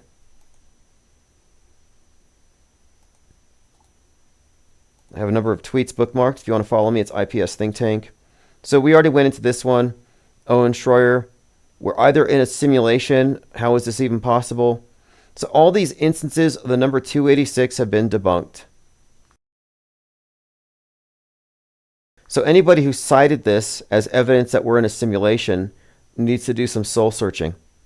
Because if you don't have at least one solid example of the simulation at work, then you can no longer claim that this is a mystical or supernatural phenomenon. We can no longer stand by the claim or stand on the claim that higher powers are engineering the fake news events, just because there's an absence of evidence. And here we have an example of people running with bad evidence, like people reporting airplanes as drones. And one of the things we do on this channel is we elevate our standards of evidence. And those who don't, or who can't, or who just won't, aren't going to last on the raft, because the raft is a self-sifting raft. Like, we don't have to kick people out. All we have to do is maintain standards of evidence, and people who don't want that won't stay in it. They'll just sink back down from the raft. They'll sink back down into the sea of irrelevance. Let's see here. Ryo says, maybe this is confirmation bias. Happens all the time. But maybe we're in the Matrix. Nope, sorry, not maybe Matrix. Maybe you can't treat the news as objective reality. See, that's the ironic thing. The simulation theory, the subjectivist perspective, is actually taking as evidence the TV, which they assume to be objective. So if the TV is objective and it presents a flaw or a glitch, now reality is subjective. It's completely illogical. The Matrix has you. Quite the coincidence, says Scott Summers. These are fake coincidences. More and more is coming out, says John Walker, that we are in a simulation. Things are adding up. There are no coincidences. We do live in a simulation. I'm going through people's comments on Twitter. So here's the list of things that they came up with. Luigi shot Brian Thompson, who was 6 months and 28 days. No, it was 6 months and 28 days after Luigi's birthday. He went to University of Pennsylvania, which was founded 284 years and 2 weeks before the shooting, which is 286. See, I say this is a reach. They are reaching for this. This is a reach. Then you have his 286 followers on Spotify. It turned out to be fake. I don't think this is coincidence at all, says Mediocre Rebel. Someone said Elon Musk's birthday is 826, so that adds to it somehow. The question is not, is this a simulation? It's how do we get out of it? Right. This guy says, I can't get past the cringe cuts and facial expressions. Yeah, I ignored this because I couldn't get past the guy's facial expressions. The video uses an appeal to incredulity in the form of a guy having these jaw-dropping facial expressions whenever he sees the number 286. But I went through these comments, and I don't see anybody saying, well, maybe the news is fake. No, it's reality's fake. So again, you see what I'm trying to draw the attention to here is that if the news is fake, it doesn't mean reality's fake. That's the go-to explanation because the base assumption is that the news is objective. No, you got to remove the presupposition that news is objective, that it's completely malleable and fakeable and full of lies and special effects. So no, those are not drones over New Jersey, and we do not live in a simulation. So here's Jaron. Let me get back to this really quick. This is Jaron live in Antarctica. Time for a paradigm shift or something. What's going to happen? Get a little better view. Still can't see it. That black mountain there. So you fly in between those mountains. Portal Complex says 286 is the not approved code from health insurance. No, it turns out that the number for the not approved or denied insurance claim is any number from 1 to 306. So even that is wrong. And then they took us in a car or a little, whatever it's called, like a little tractor.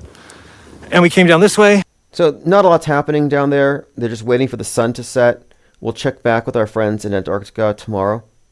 Lucid Stream says, isn't demanding proof of higher powers while assuming man did it without evidence a logical consistency? No, man did do it.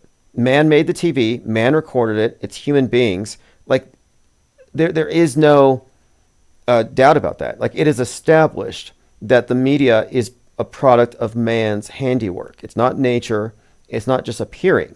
There is no aspect of what we saw on the TV reportage regarding the shooter that is even in doubt as to its origin. Man did all of it. It would be logically inconsistent to ask, well, which part of this was put there by God? Or which part did Jesus or Thor or Hell 9000 influence? Like, no, if we're invoking higher powers, we're being logically inconsistent. We're being illogical. It's called the divine fallacy for a reason. Now, if your contention is that the Luigi Mangione thing, if your contention is that that's a simulation, you have to bring the evidence. If you think it was inspired by God or a higher power, the burden of proof would be on you since you're making the extraordinary claim. I'm making the non-extraordinary claim that news is created by man, that propaganda is inserted by man, that we are living in a world of things and people, and that we record each other doing things. Like, I don't have any sort of confusion. I'm not on the fence. I'm not ambiguous about this. I think it is objectively true. So we don't have anything at all to support that it's a simulation. We can say it's not. I mean, what I'm saying is, I guess, I mean, if you want to call in and debate it, go ahead. I mean, I'm open for it. But what I'm saying is that you have to provide evidence. Like, if I'm going to accept your premise that we have to be open to it being a simulation, then I have to open the door to Mandela effects. Then I have to open the door to every theological concept of how this place works. Like, well, what does the Bible have to say about this particular news event? What does the Quran have to say? Are there any Mandela effects to consider?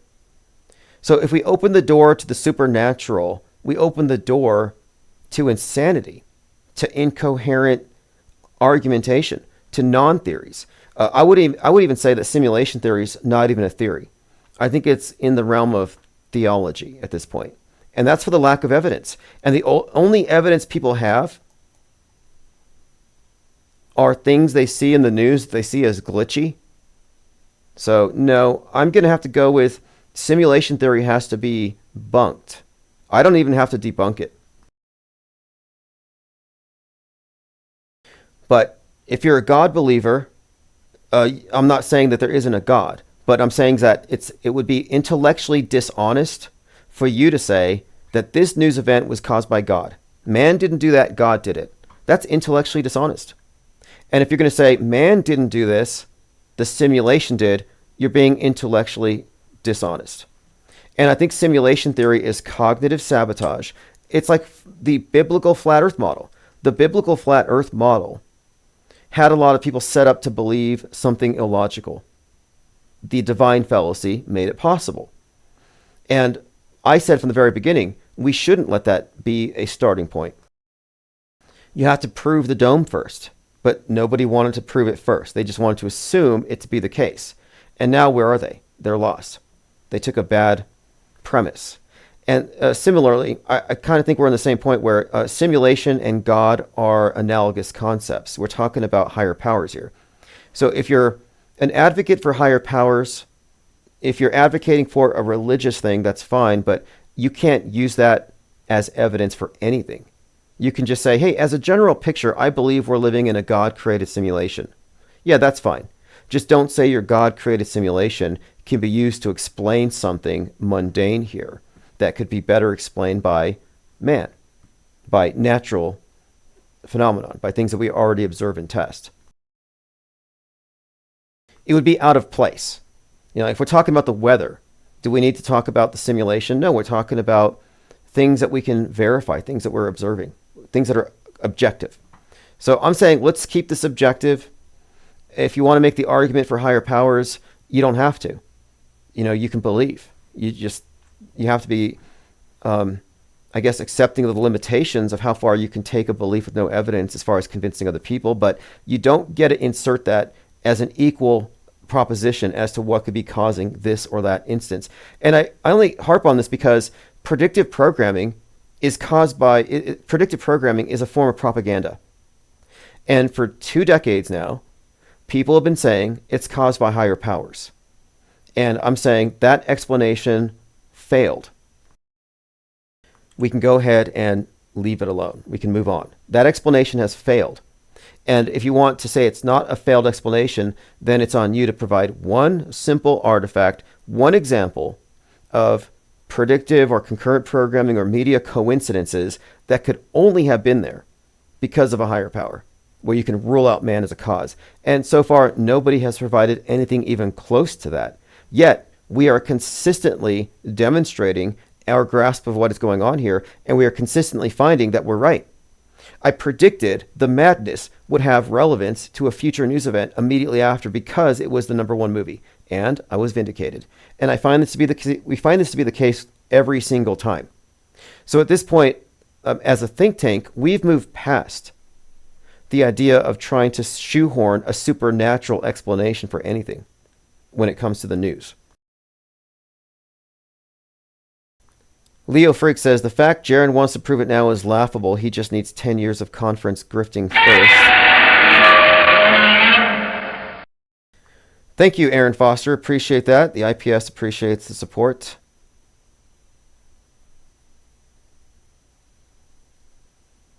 Portal Complex says, has anybody seen the Bonanza episode where the new teacher was conditioning the kids on globe and gravity? The elder ripped her a new one. Haven't seen it. Lucid Stream says it could be both. Yeah, the best you can do is this. So if you have like a model of the world that you accept as real, like let's say you believe in God or a simulation, you're a simulation theorist. You believe we're in a simulation. Okay, so now everything is a byproduct of the simulation. Everything's caused by God. But you can only take it so far. You can't say it's both. Like let's say you have something happen in your life. Let's just say a mild car accident. You can't say God caused you to do it. You have to take responsibility. Even if God made you, even if God made the world, you can't use the divine excuse. You can't say that the simulation caused this. You can say we live in a simulation, but this event was caused by this guy or is created by these people. You can't take the responsibility out of the hands of those people and then ascribe it to a higher power. You can't say that James Cameron didn't write the Titanic, the simulation wrote it through him. So it would contain predictive programming for 9/11. Like, I don't think we can do that. I think that we can we can rule that out. So to your next comment, none of us would be here without higher powers. Isn't that evidence enough? No. Again, it's not. It's actually intellectually dishonest if you're going to say that your higher power is causing the things that we're talking about here. We're talking about fake news. And we're talking about evidence of media being scripted. There's no reason to insert a divine cause in something like this. It's actually way out of place. And it doesn't, I'm saying it's intellectually dishonest. I'm saying that you can claim to believe that the universe is created by your God, which is a very subjective idea. I don't know what God you're referring to, but let's just say it's true. You can claim that, but you can't use as an intellectually honest argument that God was responsible for white noise mirroring a real train accident. Like you can't do that without overlooking what would be the more likely explanation, that the directors did it, that it was written. So we can agree, I guess, we can agree on the premise that the world is made by God, but we can't agree that God causes what we see on the news when it's obviously orchestrated by man. That would be, again, dishonest. And I shouldn't have to reiterate this, but I'm saying that simulation theory does not explain predictive programming, and it's been muddying the waters for 20 years.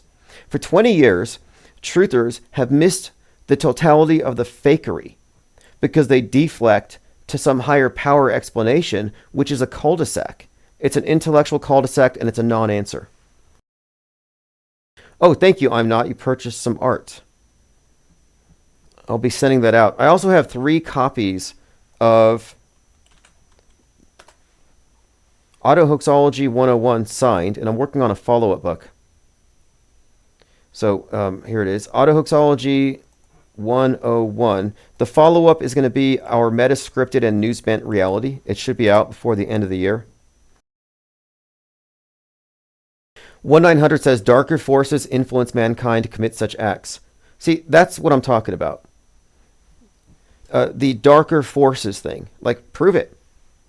Show us the darker forces. And I can show you the very mundane political utility behind all these events. And then what's more, you're saying commit these acts. What acts? These are simulations. I would suggest here that the simulation theory, the revelation of the method, the dark forces people would have a point if the events were real. But since we're talking about fake events, you don't actually have a point. Lucid Stream says, the level of precision and foresight required to coordinate predictive programming exceeds human capabilities, in my opinion. Again, that's divine fallacy, and we have proven again and again. Like, for example, the timing of a Netflix release with this shooter. I don't think that's beyond man. And if you're saying it's beyond man, you're actually invoking the divine fallacy. And I would weigh our evidence against that presupposition. It's like Arthur C. Clarke said, any sufficiently developed technology is indistinguishable from magic. Doesn't mean it's magic. Or if you had a magic show and the magician does 20 tricks and you know how he did 15 of them, but you can't figure out 5 of them. You're like, well, how did he get that quarter out of that kid's ear? Must be real magic. No.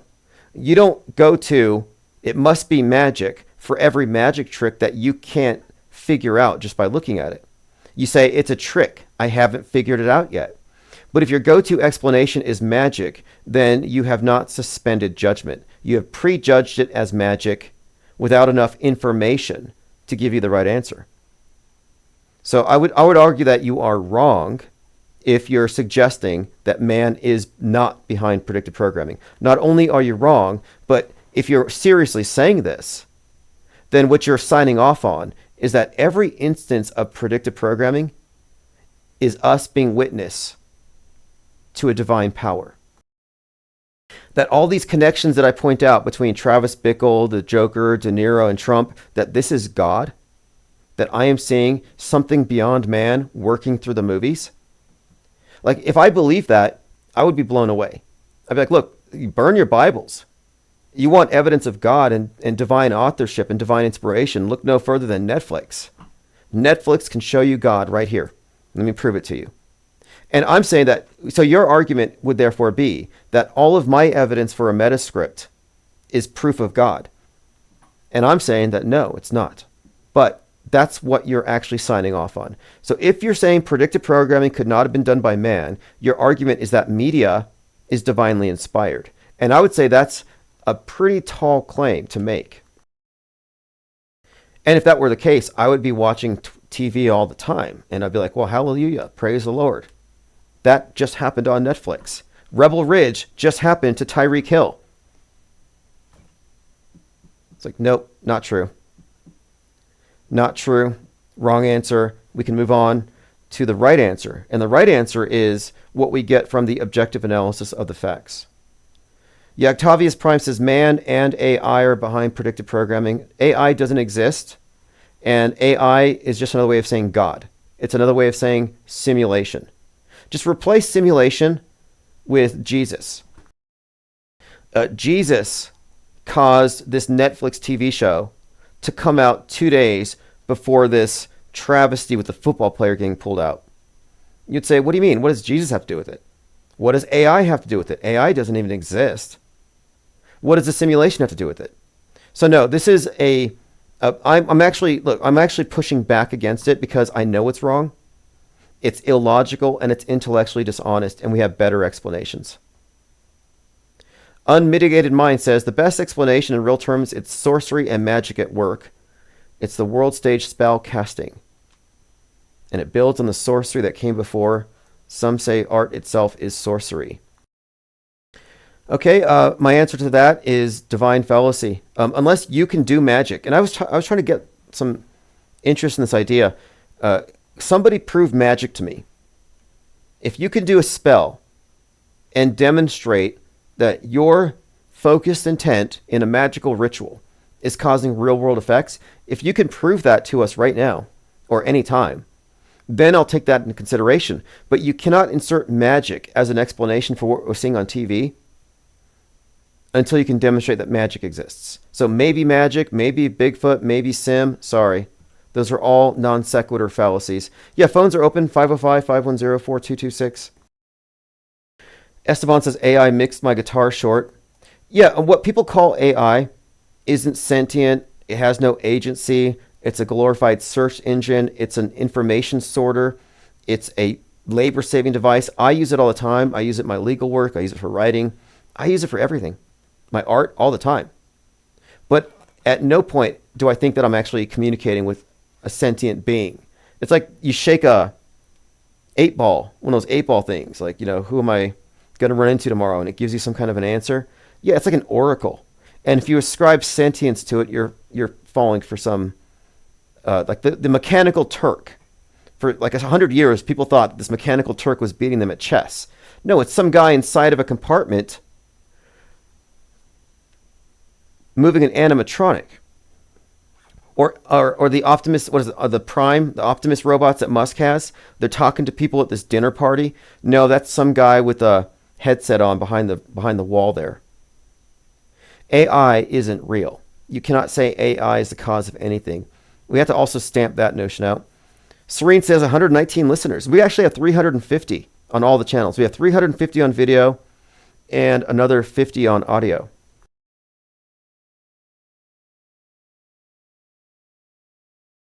Lucid Stream says, for example, I'm referring to two connections between Back to the Future, Trump, 9/11. To only see man did it without solid evidence isn't good enough for me. Need to allow for unprovable but rational beliefs. Well, I would point out that Back to the Future is not an anomaly. That there are more than a dozen examples that have Trump and 9/11 tied into it. Because Trump, like the Twin Towers, is something that was pre-written into the script. And they're playing it out real time. And I have solid evidence of this. You don't have solid evidence that more than man did it. You have to show, like, which God are you referring to is what my starting point would be. Man wrote the scripts. The director even said Biff Tannen was inspired by Donald Trump. He specifically said that. But if you're going to assert that God is making the movies, which God? Some trickster God? The devil? The demiurge? Jesus? Like, who's behind it? because you're presuming that there's a divine inspiration in these movies. And that's a big deal if it's true. It's big if true. It's big if true that predictive programming represents divine influence, because unlike the Bible, we can actually point the stuff out real time. Shed Dog says you give man too much credit. No, you don't give him enough credit. He brainwashed you. Man brainwashed you. Man brainwashed your entire family and everybody you know. You were born into a simulation.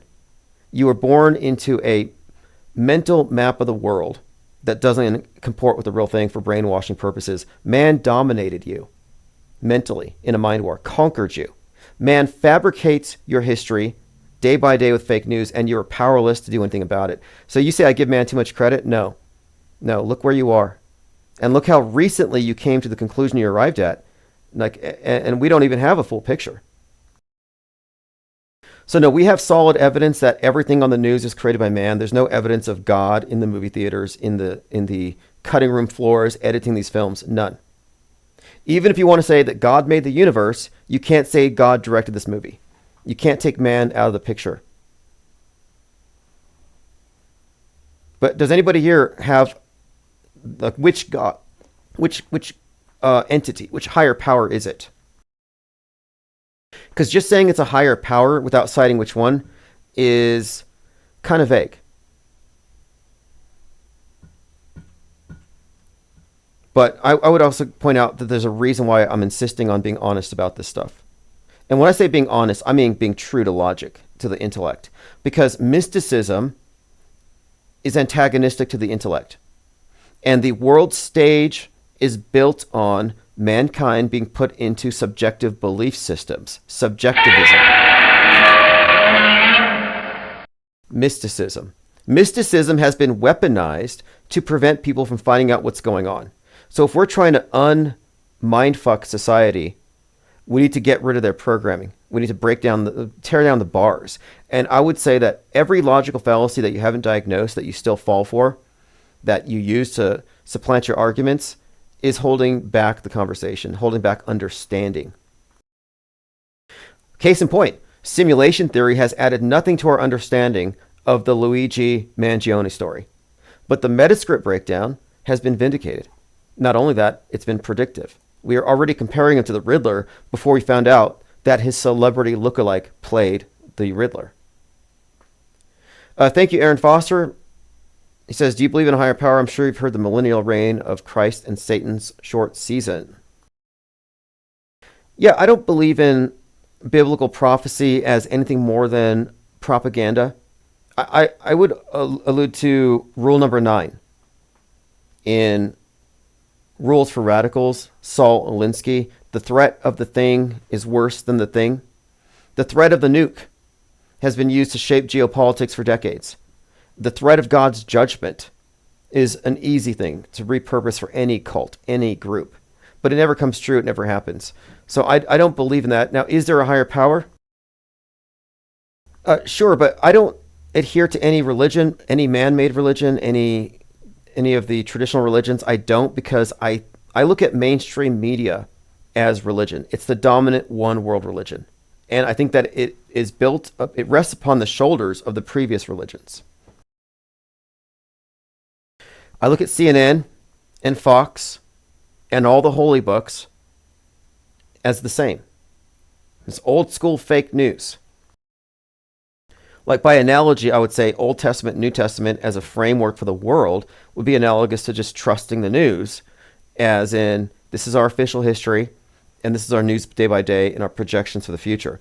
Like, these are complete world views. What came before, what's happening now, what's going to happen if we don't change our ways. So I look at these as reality filters. And everybody who filters their lived experience through this book and takes this label has a certain worldview. If you have a Christian worldview, you believe in certain things. If you're an atheist, you believe in certain things. If you're a believer in the mainstream worldview, you have a certain frame of reference. And I'd say that you can actually look at the mainstream media as a religious paradigm. And space is like a replacement heaven. It's more universal. It's a universal religion. Nasatology is something else that I would call it.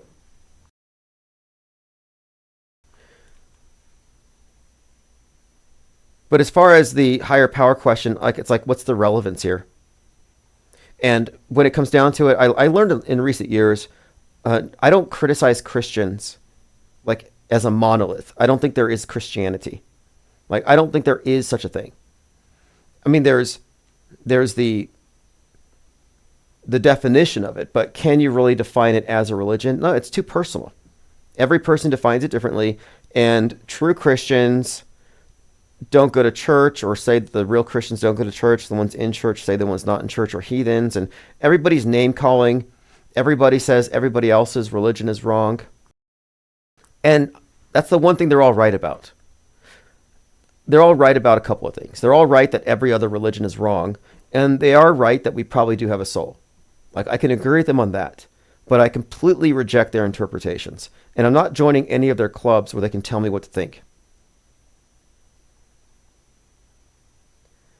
Lean Dion says, media deconstruction is straightforward.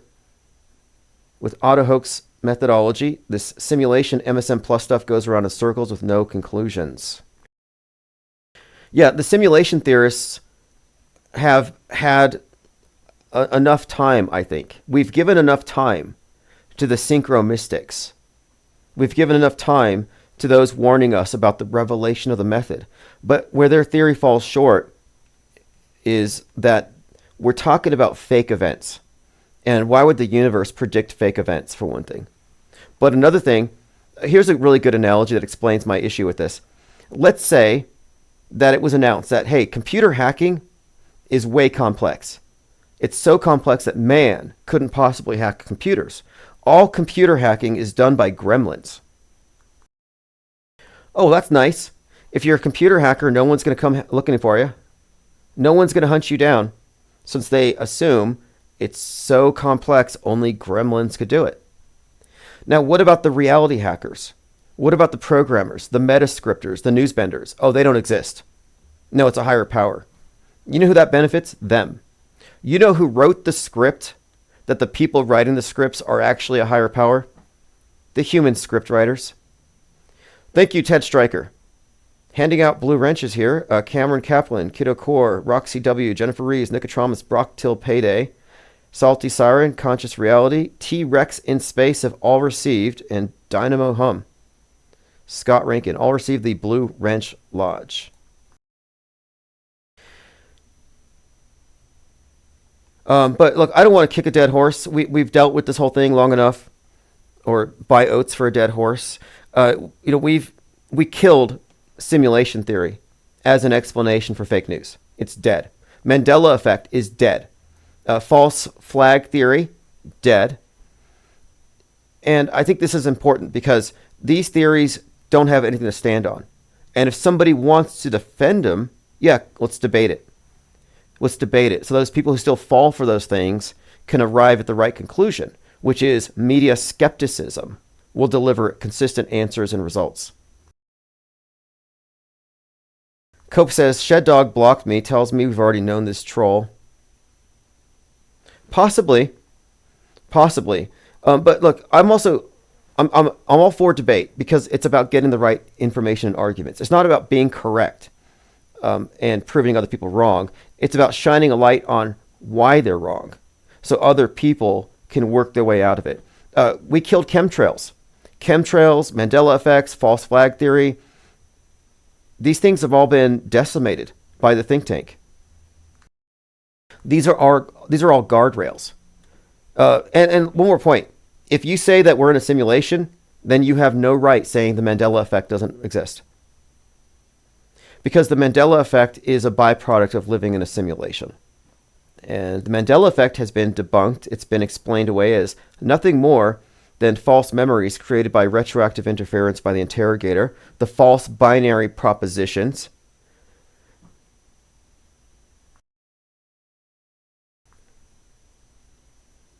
Lean, this is an interesting one. Lucy, I've heard this one before too. This is a common one, and I understand how people arrive at this, but I don't know how somebody could stand on this explanation in 2024. It's just a program, one of many programs. Embedding programs is a tool to condition human behavior to ensure the stability of the simulation by creating self-fulfilling prophecies. See, I understand that because a lot of people were trying to grasp, like, how do we reconcile these non-coincidences? These aren't coincidences, but there are so many of them. Why are so many news events mirroring what just happened in the movies? And it's the same media consumers watching the movies and then watching it on the news. How do you explain these coincidences? And so people say simulation, God, all kinds of magical explanations. And that has been, again, the standard truth or orthodoxy for 20 years, the simulation guardrail. But simulation theory has, one, been debunked, two, it's never been bunked, it's never been demonstrated, and three, no one has one single piece of evidence to use it as an explanation for fake news. So I'll leave it at that. You can believe we're in a simulation, but you can't use it to explain anything. Okay, let's see here. We are about 2 hours in. We'll follow up with Antarctica. Let me go back to our list. So no drones, just mass hysteria. Miles Mathis has an article on the shooter, which has some good points. Elizabeth Warren says the CEO murder was just a warning. People shining lasers at drones. ABC News thought Venus was a UFO. And Owen Schroyer thinks that Luigi proves we're in a simulation. I think we've covered all of that pretty well. If some simulation theory wants to have, or theorist wants to have a formal debate, I'll set aside an hour. 5 minutes your side, 5 minutes my side, audience questions, back and forth. And I think it could be fruitful. I have yet to find a Mandela effectee willing to debate me for some reason. They say to avoid me. They call me the God blocker. Captain Coldblooded says, Tim, you're starting to look at Alex Jones' son in the face. Anything you want to tell us? I haven't seen Alex Jones' son. Is he fat? Portal Complex says, Dark City was a documentary. Yes. Actually, Dark City is actually part of the subtext of Megalopolis, the design authority. Yeah, phones are open. Kane the Cool says it's programmable, but it's not a simulation. It's the real deal. Yeah, I'll go so far as to say this. There's a mental simulation. We all have a mental model. And the mental model that we collectively share as the consensus has been turned into a manipulatable simulation. As the Dune Messiah said in the Dune, Frank Herbert, they're not mad, they're trained to believe, because belief could be manipulated and knowledge is dangerous. Infinite Plane Radio. Hello? Hey, what's up, caller? Oh, shit. I've been trying to call for a while. Yeah, I don't know. I don't know why. Hey, yeah, go ahead. I thought you had them off. I've been listening to you for a long time, probably like 2015, maybe late 2015, 2016. The first time I listened to you, do you remember like the Eddie Bravo conversation with Eric Dubé? Oh, yes. Like, Eric Dubé. And you were in the chat, and like Eric Dubé was like, he's like, some people believe this, and then he like literally shouted you out. He's like, some people believe it as an infinite plane, and that's the first time it clicked in my head. I was like, oh, some people aren't going this way or that way. Some people are keeping their mind open, and I was like, that like blew my mind. I was like, holy shit! Like some people aren't just, because so many people went, we're flat or we're round. And you were like, wait a minute. And that's where I was at, because I was like, well, if we're going to jump from here to there, if I'm going to believe this for so long, why would I go to immediately believe this, like, instantly? Right? Like, that makes no sense. Exactly. It really seemed like that was the default was, okay, if it's not this, we have to go with this. And I thought, well, these people are pushing a biblical model, anti-science, and they haven't tested it. And my immediate thought there was there needs to be a counter to the contrived counter, what I now call the anti-anti position. So the Infinite Plane Society was always an anti-anti position.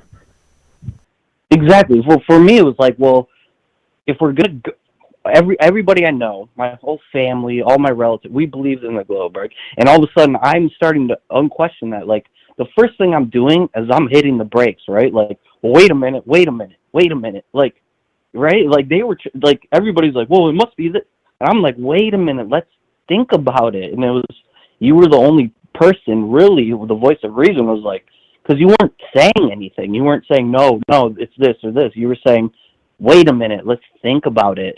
And that's the only obvious conclusion to come to, right? Like, Yeah. we got to think about it for a minute, guys. Like, I think the way I we're described it was- automatically flat earthers, and we're going to fight. Like, now we stand on this when our whole... That's just ridiculous, man. That's ridiculous. Well, there were all kinds of people trying to come up with models at the time. You're like, okay, this person says it's a disk in space. This person says dome. This person says it's hollow. So you had all these competing models. And I said, if you're constructing a model before you're getting more information, you're putting the cart before the horse. It's premature. That just because you lose the globe model doesn't mean you need to jump into an alternative model. And the problem with the alternative models, specifically the dome, is it's another closed system. It doesn't even leave it open to the possibility that there's more land. So I thought, you're not even changing. So we shouldn't even be looking at models yet. We should be looking at getting more intel. And then also we're dealing with the fact that the source for our information is highly questionable.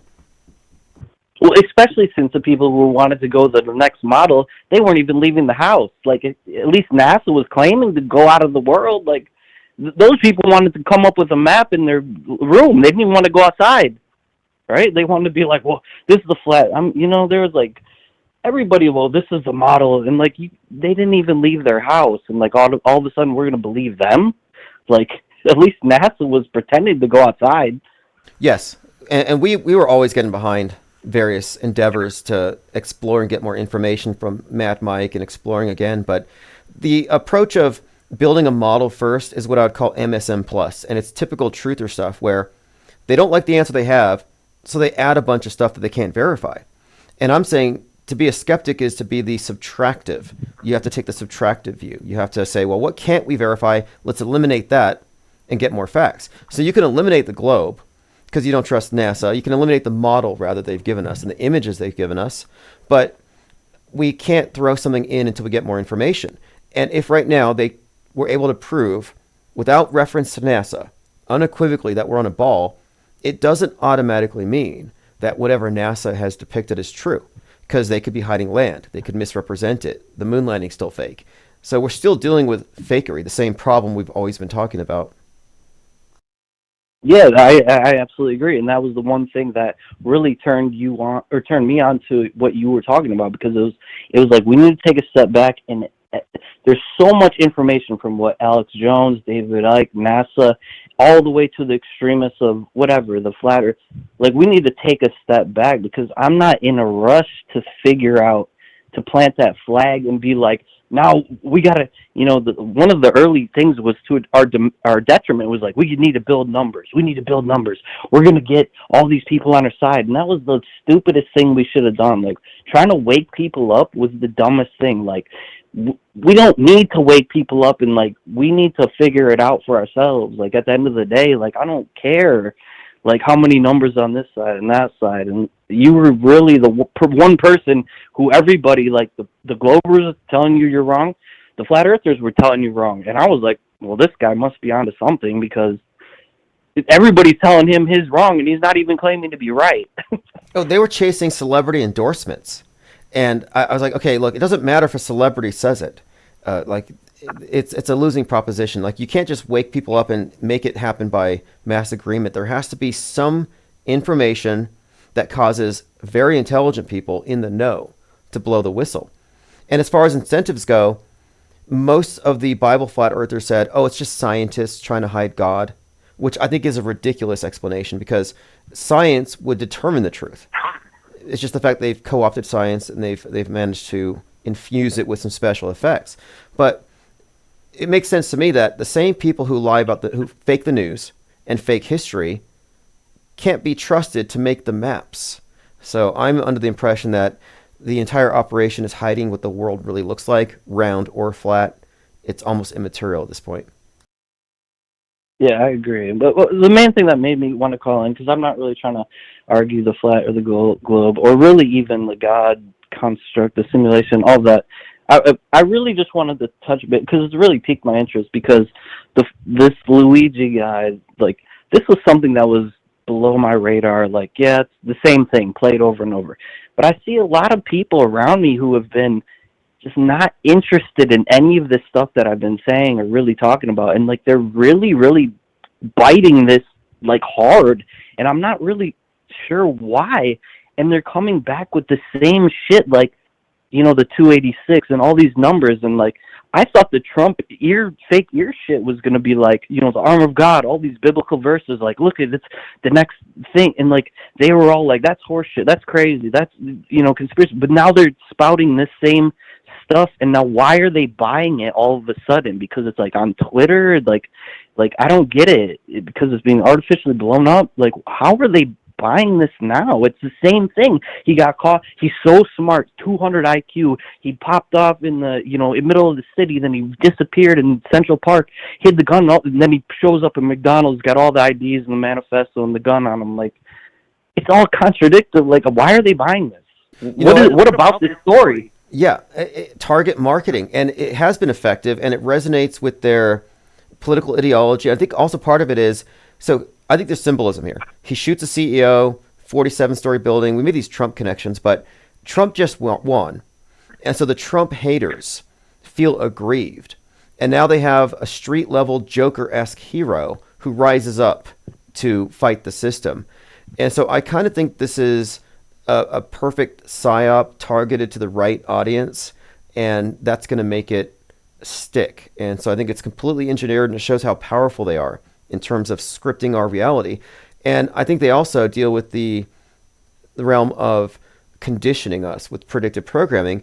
And I think that this character embodies the Joker. He embodies the Riddler. He embodies the oppressed class. And he's a rich guy who set aside his own privilege to fight the system. So they engineered this Robin Hood-esque character. And I think that they essentially brought a mythical character to life, and we're witnessing it, though. It's total mind control, and it's successful as hell. It's just crazy to me because it's, you know, it's like one of the things you say is like perfectly bifurcated. Is that what you say when it's like perfectly polarized? Yes. Is that the term you use? Oh, yes. So it's like, and I've been pointing that out, but, you know, I'll tell my friends and family, be like, look, isn't it crazy how anti-vax, pro-vax, anti-abortion, pro, it's always split down the middle, anti-war, pro, and now it's specifically, again, it's like the dude is fighting against the system, but he comes from a privileged thing, like he was denied healthcare, he has plenty of money to just do it anyways. It's like split, you know, it's in these Bible verses, but yet you told me that I was crazy when I pointed at the 33s and all this other shit, and now how is that?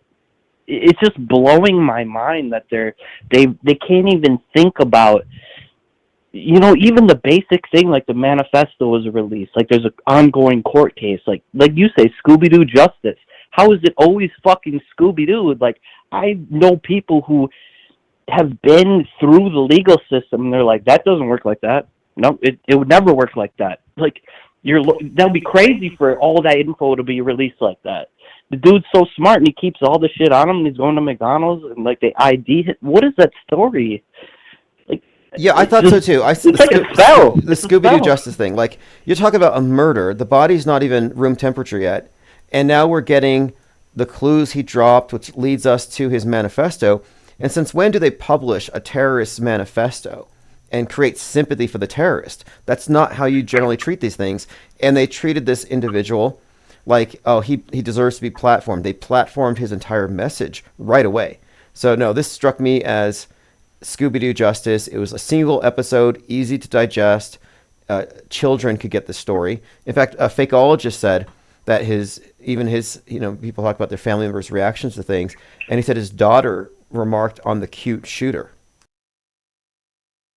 Like, since when do children pay attention to psyops? Like, this one has deeply saturated the public. Yeah, that is actually the same. But the thing that I didn't know, because I don't, you know, I come from the, you know, like I said, I've been listening to you, and you know, I'm not saying like I'm listening to you like a whatever, but I've been aware of what's going on. So this has been under my radar because I was like, this is kind of a stupid one. Like, it's not even that crazy.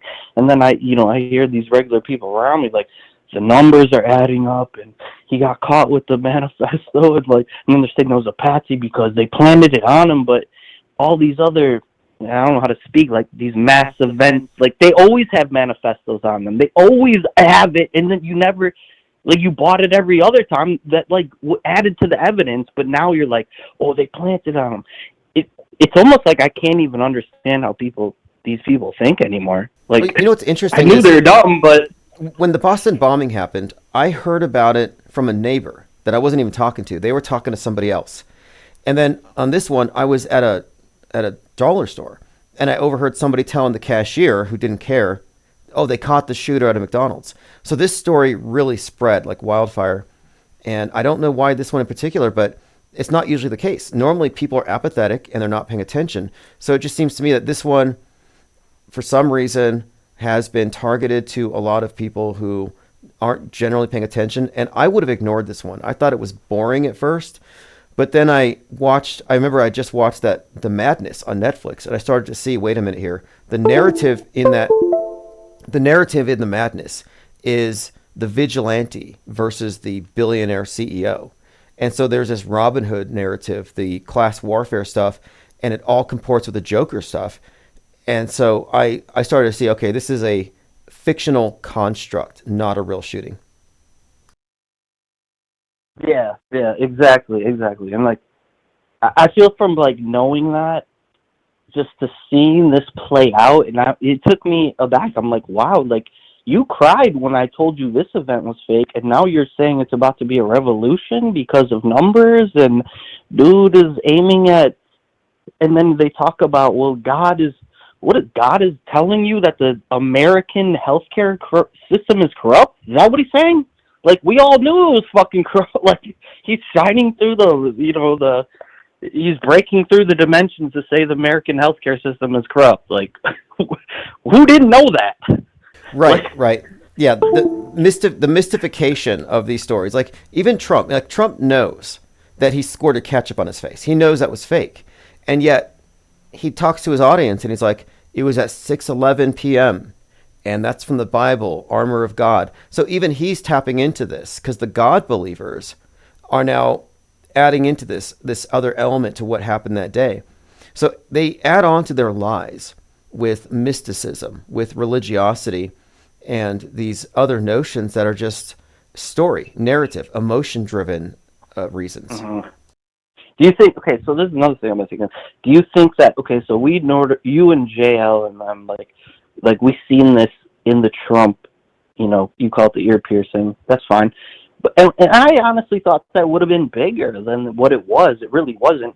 But do you think that this is feeding into, hey, these things happen, assassinations happen? Like, do you think on the back end they're going to be like, oh, it did happen to Trump, and now look at the numbers were there with the armor of God, and all, like, do you think this is just feeding more into these things do happen and putting it in the average conscious mind that assassinations happen on the street? It could happen. Do you think this is feeding into when this happens again, the big one with Trump? And I say the big one, but I know it's all bullshit. But you know what I'm saying? Yeah, do you think this definitely is just more into that? Because when Robert Crimo showed up and he shot up that parade, I said, okay, Lee Harvey Oswald's on the stage. They're creeping towards this goal. And that's why I think it's notable that the shooting of the CEO has the 47 connection. Because I think this is conditioning us to accept it as normal so that when it happens, nobody questioned it. And not only that, but they're getting people to pre-agree. Think about it. People already pre-agreed and pre-sided with this idea. They didn't just suddenly think, killing a CEO is actually a good idea. No, they already agreed with that. But they hadn't spoken it aloud because it hadn't happened yet. But when you watch a movie like The Joker and you side with the villain in a movie like that, you're giving tacit approval to, kill the cops, burn down the system. This is righteous. So I think what they do with the conditioning, with predictive programming, is they get people to agree in advance to future agendas. And these are things that are antisocial, so it's safe to do it in the movies. But in this case, yes. So the public is ready. The public will sign off on something against Trump. I'd have no doubt about it. Yeah, like it's like, who's the biggest CEO? of the country. It's Trump, the president, who's the biggest CEO. And a lot of people are either, they're for him or they're against him. And I don't know if the against him is that violent, like you say. I feel like they're a bunch of pussies, but they'll cheer from the sidelines. But I do think it's just priming this to be acceptable. These things happen. You know what I mean? It's for him to get where's the security? Even what was that clip you showed of the guy getting hit with the pies? What were those security guards doing? They hop out of the thing and the dude's right there.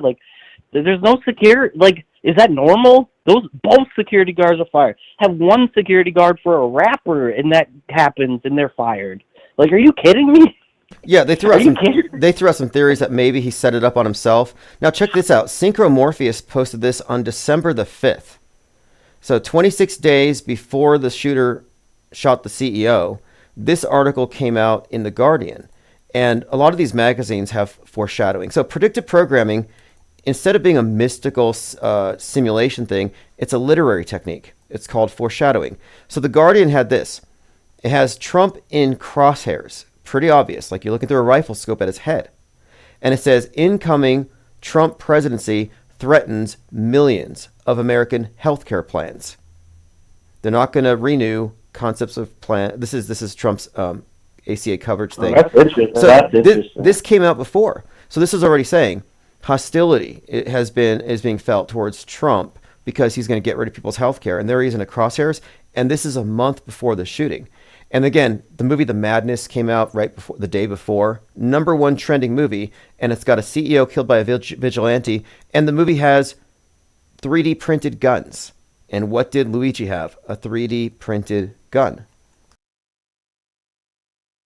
Yeah, that's crazy. I think that the most crazy thing to me is the normie aspect slowly merging into this, but being diverted into a different lane. These things happen. You used to call people who told this shit was going to happen are conspiracy theorists. I remember telling people, hey, Trump's going to get shot and he's going to be.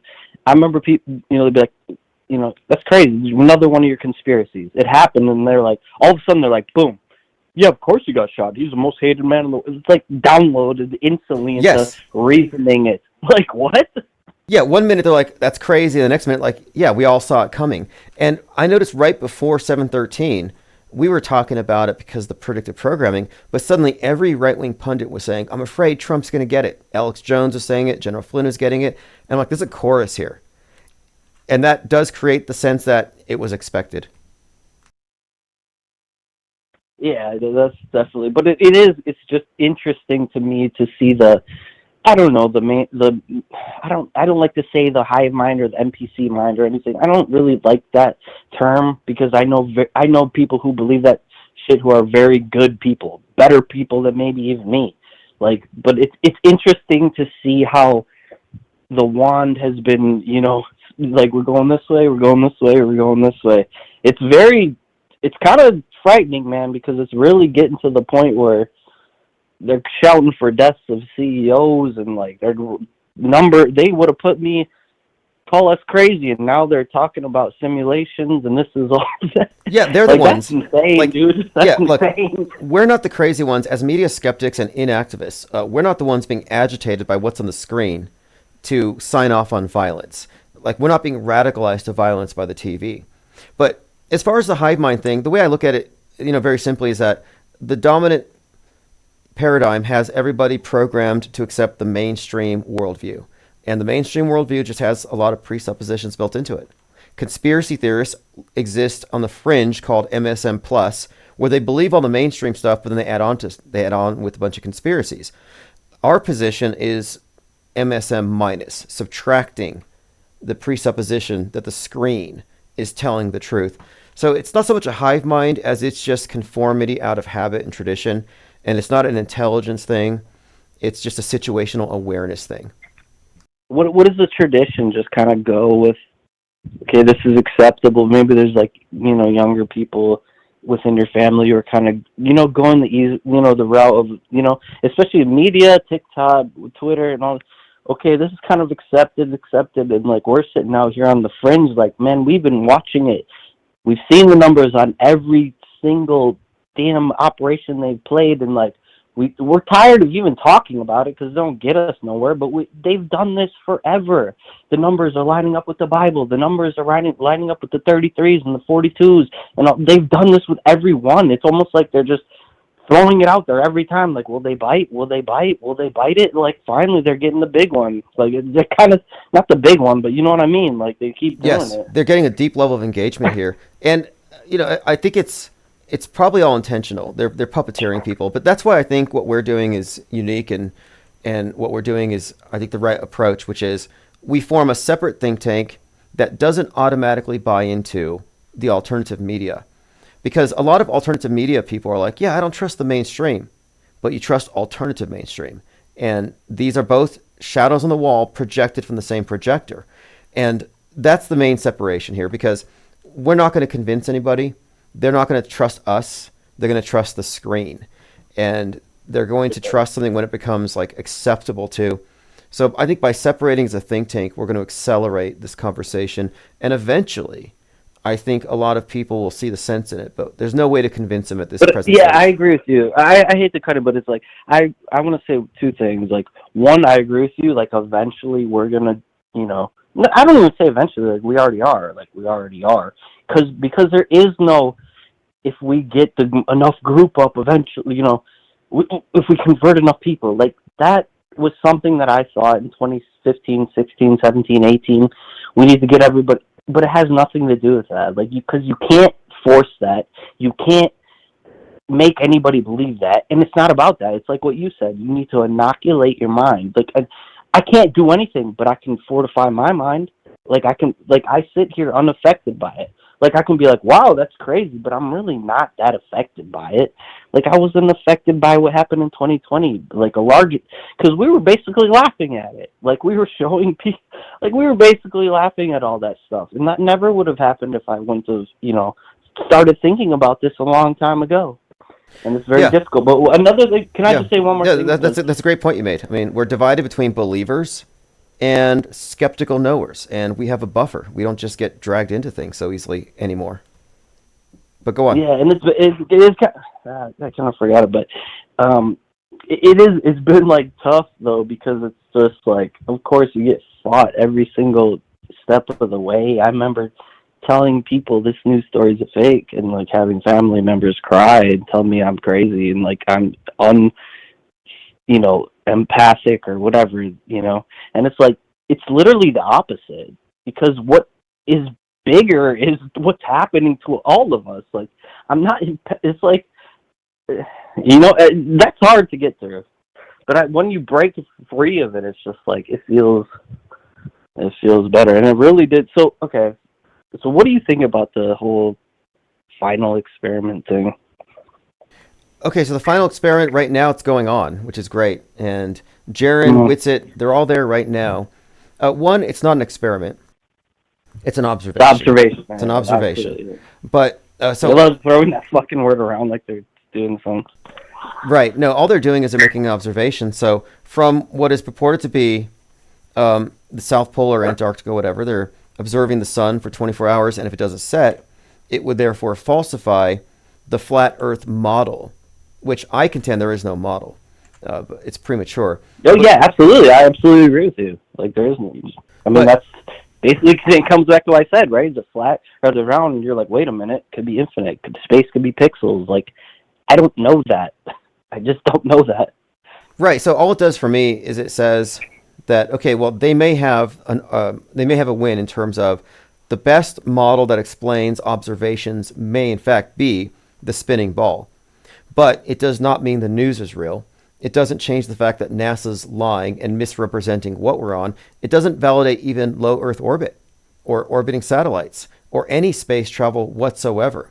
So it doesn't move them any further towards their goal of like, selling me on NASAtology. But it does, I think what it will do though, is all those who are wrongly focused on their flat Earth model can refocus at the model building capabilities of mass media and how that's the central issue here. I think that what it does for me is like, I really kind of thought about it for I would say I really thought about it. I didn't think about it even for a fraction of a second when I originally thought about it in 2015, 2016. But, I thought about it. It's like, it just doesn't, to me, it's like, if I was going to believe in it, then I would believe in all the textbooks, everything I thought from NASA, the government, all the governments of the world. So all of a sudden some fucking YouTuber is going to prove it. Now that's my world belief is based on Jeranism. Like, that's the dumbest statement you could fucking say, really. Like, Jeranism to me is Globebusters Jeranism. Dude has been fucking weird since 2016. Like, that don't mean anything to me, man. Well, that really doesn't mean anything to me. He showed us multiple ISS transits in front of the sun and moon. So he's part of the fakery department. He's part of it. And Witsit gets it, makes a lot of decent arguments in a way. He has a great understanding of logical fallacies. But he never talks about the media fakery as a primary concern. So you cannot have an intellectually honest debate about Flat Earth versus NASA's version if you're not talking about NASA's use of special effects. And I feel like they're trying to avoid the topic of special effects because that would bring down the ISS. So I kind of feel like this whole debate is a false dichotomy. It's a misdirection of energy and resources and time. And maybe it was designed this way. Maybe their whole objective was, let's hijack this conversation, distract it from the media fakery and worldview building, which is, I think, what NASA's really about. Not space travel, but controlling our inner space. So they distract us from that with a fake debate, and they end the topic because they kept it centered on this model versus that model. So I kind of think it's a psyop, a limited hangout, and now they're just closing it off. Yeah, I 100% agree with that. But I don't think I think for anybody who's been paying attention since 2015, 2016, like, it's Jeranism, bro. It's like Mark Sargent. I don't know if he's there, but it's like, we've been through this. Like, I don't trust you. I trust you less than I trust NASA at this point. Like, maybe you're the same. It doesn't mean anything to me. It's same as if Dearth was going to come out with his map and be like, this is flat. It's like, even though I lean one way, I would still be like, I don't believe you because you're Dearth, dude. You're fucking weird. Like, I'm sorry, but you don't question shit. Like, like you said, Jeranism, he doesn't question ISS. He doesn't question, they don't question media faker. What about all of these other things? What about the fake news? Like, yeah, that was the line. It's just like Alex Jones. Like, I trust you, and I don't trust you. Like, you say a lot of things. You helped me, but I don't care what you come out with your worldview tomorrow. If Alex Jones made a new InfoWars, we bought it back, and this is the worldview. I don't want to give. That means nothing to me. Yeah, look, if they don't auto hoax, then they're not up to speed. That's what it comes down to. I mean, even like, okay, Mark Sargent, a lot of interesting content, talks about flat Earth. However, when it came to the Vegas event, he was suggesting that some people died. That, they had to kill some people that knew too much. So anybody who still adheres to the notion that they kill people in events are maintaining this without any evidence. And that actually maintains the structure of the alternative news version of a mainstream story. So that's the bloody guardrail. So if they're not full-on auto-hoaxing at this point, if they're not exposing the Psy-War, but they only notice certain psyops, then they just need to catch up. They're behind the times. I'm not saying that they're feds. Like, I'm not saying Flat Earth Dave's a fed, but their methodology is old. It's aged. It's you know, the FBD is a fed, but yeah, they don't have to be. I mean, it's either they're feds or they're just behind, and they need to update their mental map of the world to include the fact that psyops are the rule and not the exception. That they don't kill people in psyops. These are actually key points to understand. It's a paradigm shift. But if you don't have that paradigm shift, you're always going to be stuck in the mainstream box. You're always going to be confused. We're not confused, and I'm glad that we've been able to make this distinction. And I'm hoping that. Oh, sorry. No, I was just saying, I'm hoping this Antarctica thing. Like, we're not confused, man. Like, that's the main thing that I was kind of listening to this, like, the Luigi shit, or even the Trump shit, which should have been bigger, in my opinion. Like, we're just not confused about it. We aren't confused about the newest, biggest thing. Like, when I like to think about it is, like, the American people are 5% of the population of the world. Like, we're just not. They replay the same bullshit over and over. We're just not confused about it. And that, I think, when you say mind war, what do you say? Mind war inoculated? Is that what you said? Yeah, exactly. Mind war inoculation. And I just sit back and it's like, maybe back then it was like the flat Earth or mainly the psyops were happening, and it's confusing because even when you start to get it, you want to talk to your friends, you want to talk to your family, you want to try to. But now it's like I sit back and I'm like, damn, that's got to be rough. Damn, they're trying to put that puzzle together.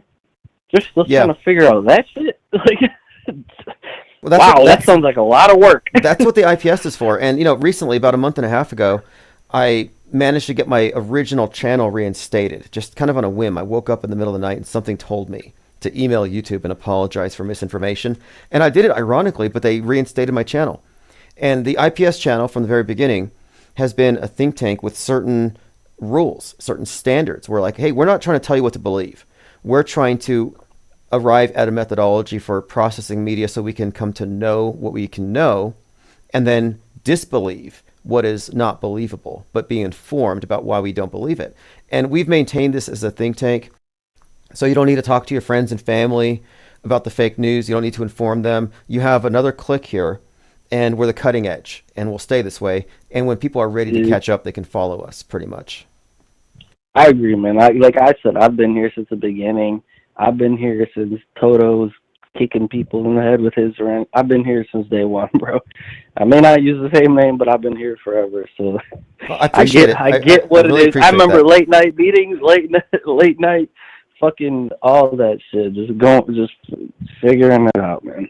And I really do appreciate that. It's just funny to wake up in these, these times and be like, damn, they're thinking about this.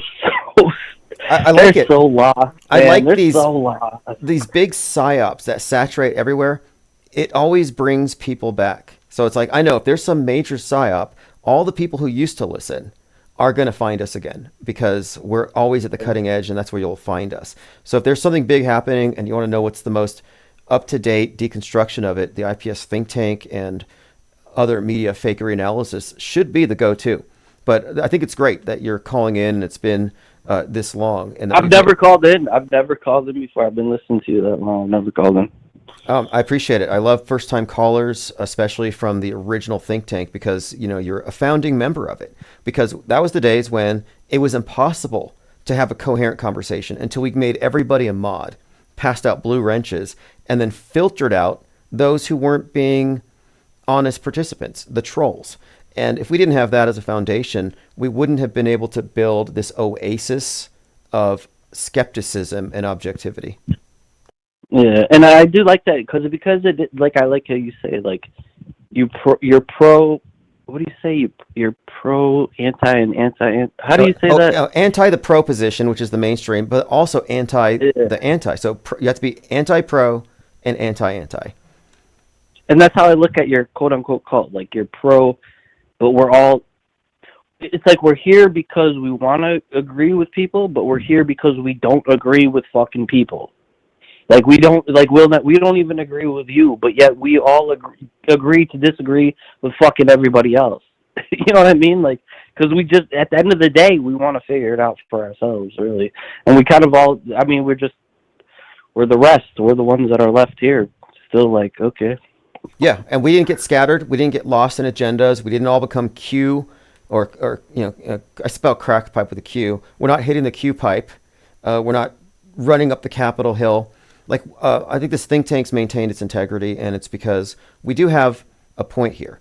And our point is maintaining a concurrent version of reality that doesn't automatically believe all the fake stuff and doesn't get dragged into Alex Jones town. And we've maintained this, and I think it's I don't know. I mean, this is really a really great time to be looking. Well, we've been fighting that since day one, like Alex Jonestown. I mean, who have all of us not come from that? Like, we all kind of came from that, right? Like, we all kind of. You have to. It's like okay, you leave Normieville, and then you arrive in Alex Jonestown, and then you start drinking that Kool-Aid. And if you get past that, then you might make it to the off-world stage. But most people don't get that far. They stay in Trutherville with all of its orthodoxies, and all of its orthodoxies keep them in, whether it's false flag theory, or other erroneous explanations for what we're seeing, they don't get people out of the box. And so we had to develop over time a methodology for actively consuming media, staying outside of their box. And right now, I think with Autohoaxology 101, I think we've consolidated it. So it's beyond the shape of the world. It's I about, really like that, and that took a while to build up to auto hoax, because we weren't saying that back in 2015, 2016.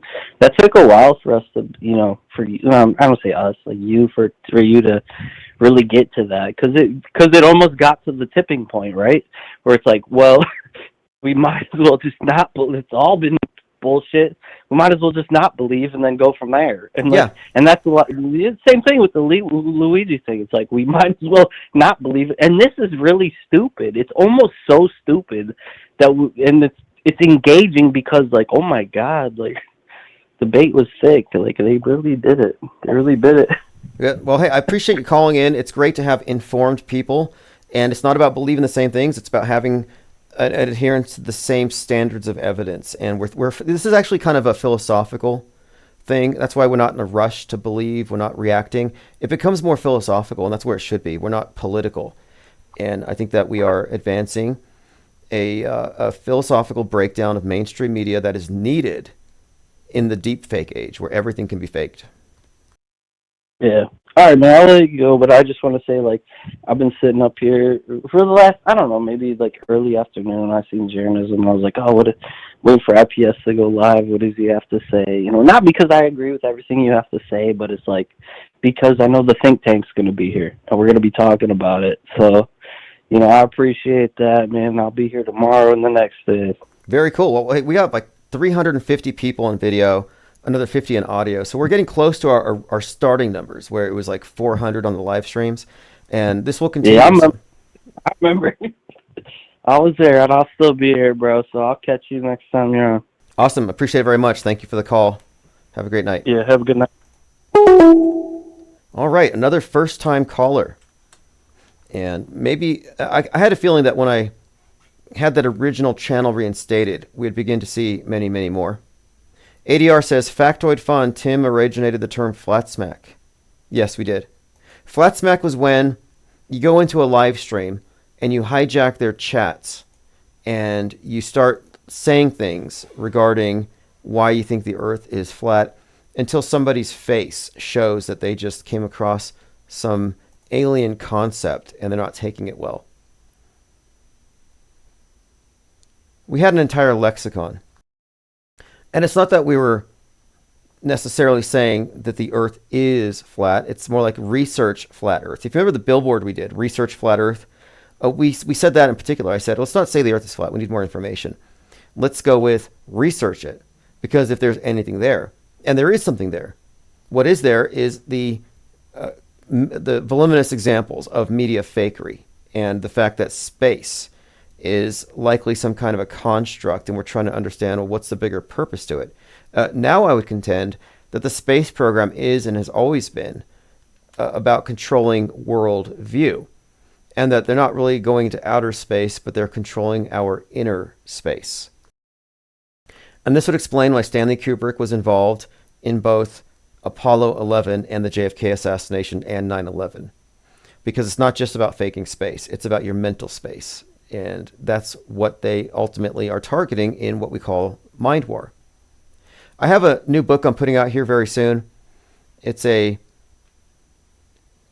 follow-up, more or less, to Autohoaxology 101. Because Autohoaxology is about the methodology. How do you approach news? What are certain axioms you can follow, like fake until proven real?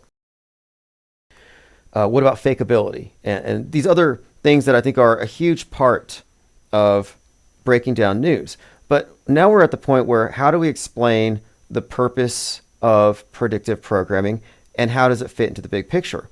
And for too long, and this is why we've been talking about simulation theory, for too long people have said the coincidences in the entertainment that correlate with the news are the result of a simulation. That explanation has been a cul-de-sac for 20 years. No one's gone past it.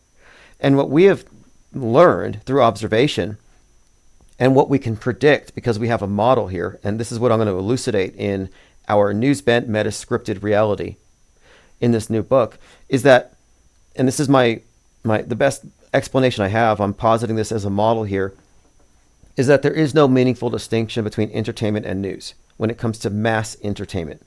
That they're all part of creating a unified worldview, and that our future news events are preceded by propaganda, which is used for conditioning purposes, to get you to identify with a character before he even exists on the world stage, to get you to hate a person before he emerges on the world stage. Trump derangement syndrome was programmed into us before Trump came onto the world stage. If you saw Biff Tannen in Back to the Future, Luigi was sold to us as a righteous class warrior by the Joker or the Riddler even.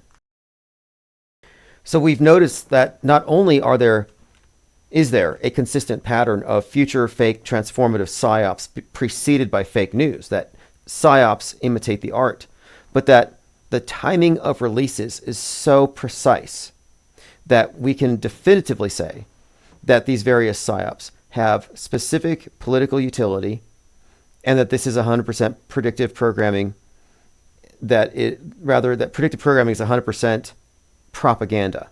It's foreshadowing. It's a literary technique. We can rule out the supernatural and arrive at the truth. Now we know why they fake news. I mean, think about it. How come the right wing doesn't call out fake news on the left? How come the left wing doesn't call out fake news on the right? The left didn't expose the fake Trump shooting. No, a few people said things, but nobody exposed it. Why? Why don't the sides call out each other's fakery? And this is kind of the big reveal, is that the media fakery, the psyops are done at a level above partisan politics. That ultimately these big staged events are performative. And they do these things because they write our history in advance. I mean, every fake news story in the last 10 years is in the history book. You pick up a history book and read what happened in the last 30 years, it's going to comport with what you saw on mainstream news. Not the conspiracy versions, not the truth. It's going to have the full body count and all the fakery, all the manifestos. It's all real. So I say that fake news becomes fake history in the same way that Napoleon said that history is lies agreed upon. Like, this is an established fact. So our history is being manufactured. Not every single news story, but every single news story of historic import, yeah, it's all manipulated. If they write our history, then that means that they control us. They control our worldview. They control time. Who controls the present controls the future. And that's why I was saying to that one commenter who said, we give the elite too much power. I'm like, no, actually, you're talking about your conquerors here. You're talking about a relatively small group that has conquered billions of minds. I do not think that I'm overstating their power. I'm Not D says, have you checked out Vibes of Cosmos? Oh, I love his work. I used to watch him back when he was Sturgio Studios 10, great soundtracks, and it's remarkable. I don't know 100% how much of it is explained by his theory here, because it's based on a flat Earth with a black sun beneath the Earth projecting. But what he has found with regard to the cluster of craters correlating to the continents, the idea of a moon as a projection, all very interesting. All right, we have 367 listening. RR says, what's with those flying objects? Okay, there aren't any. They're all drones. One of them was Venus, but there are no anomalous drones over Jersey. Here's Congressman Chris Smith, who wants to give local cops the authority to shoot at planes if they look like drones. As many of you know, state and local law enforcement is precluded by law from taking more decisive action, which is why DOD must. They are the ones who have the ability and the authority to act. Congress, yes, and the president, yes, need to move quickly to expand state and local authorities, powers. But DOD has it right now. Sheriff Golden wrote me a few days ago requesting legislation to empower the state police to seriously protect at-risk persons and infrastructure, and if necessary, bring down a dangerous drone or drones. I am now drafting that bill and will soon introduce it. I want to thank... So Congressman Chris Smith. So This doesn't make it real. The drones aren't real. His reaction here about shooting them down is ridiculous. But do you remember there were chemtrail people getting bills passed in Tennessee? Chemtrails don't exist. This is an example of how I describe the world stage is populated by believers who believe what they see on the screen, believe the rumors, but don't independently test things. So they don't know these things. They believe these things. There's a qualitative difference. We don't believe them because we've been informed. We have an informed disbelief. They can't claim to know they're being swarmed by drones. It's merely a belief. So believers and knowers. The programmers operate I'm talking about the programmers of the mainstream media. They operate in a fictional universe. So they write these scripts where these are the parameters, these things exist, and all these things must echo one another. We don't call each other's stuff fake. So they insert all kinds of fake things that don't exist into your frame of reference. So at this point, Hell's Angels, fighting Venezuelan gangs, drone swarms over Jersey. No, these things are all fake, but they exist in the minds of people, of course. New Jersey residents threaten to deal with mystery drones themselves if the government doesn't act. And these are the same people, the people who want to shoot at drones, who are making threats to the weathermen. Like they'd call their meteorologists and say, hey, stop all the hurricanes.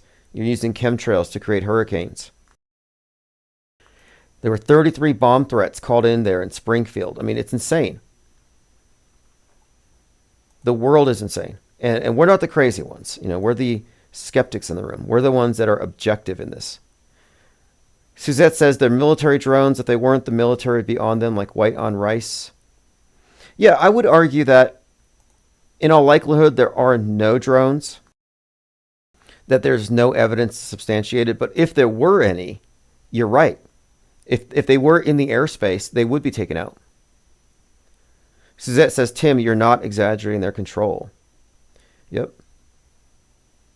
I'm not E says, my man Tim with a shout out. VOTC has made me a believer in the Black Sun. Yeah, I find it intriguing. I'm still, I'm interested in it.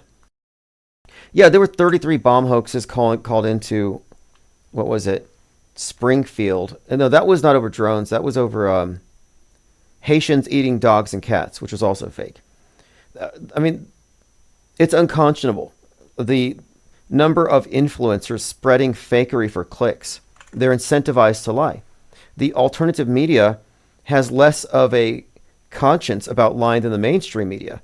Because at least you could argue that many of the mainstream media people are just dupes. Whereas truthers are routinely manufacturing fake news and bad memes for the purposes of getting clicks. So let me go ahead and go over this Miles Mathis really quick. He wrote an article, The Healthcare CEO's Murder is Another Fake. He had a list of clues here. What were his clues? I'm just going to gloss over these really quick here. First clue, police released footage immediately to the press, so they were in on the fake. If it were real, they wouldn't air it to the public within hours. This would be considered a snuff film. Yeah, think about that too. I used to work at the county morgue, and the news media doesn't get to release the names of the dead until the next of kin have been notified. And it's not rushed like this. And in a murder case, for example, all these details likely wouldn't be published, especially not the manifesto. Second clue, CEO of big healthcare companies aren't usually walking around the streets of Manhattan like this. Third clue, film looks fake. There's an SUV that hits its brake right as the film starts, suggesting that this is some kind of a marker. The fourth clue, the murder just happened to take place right beneath the street camera aimed at the scene. And the camera is moving, indicating it's handheld, maybe not a street camera. Fifth clue, photos released the next day of the shooter. Why would he have multiple photos of the guy and smiling? What's the point of the hoodie and mask if you're going to walk around posing with them off? Sixth clue, deny, defend, depose on the bullets. He says this stinks of Langley. Eighth clue, seventh clue. Taylor Lorenz. Oh, this one's good. Ex-New York Times Taylor Lorenz came out on the side of the shooter. That's the one who came out and she said that the CEO had it coming. Well, interestingly, and this is confirmation, she started following Luigi, I'm talking about Taylor Lorenz, who commented glowingly about this and was on the side of killing the CEO. She started following the shooter before the shooting. United Healthcare CEO shooter Taylor Lorenz explains op-ed in viral interview. She said the healthcare system is barbaric and needs to be reformed. So if you remember, she just said, of course, I don't believe in murder, but this guy had to get it.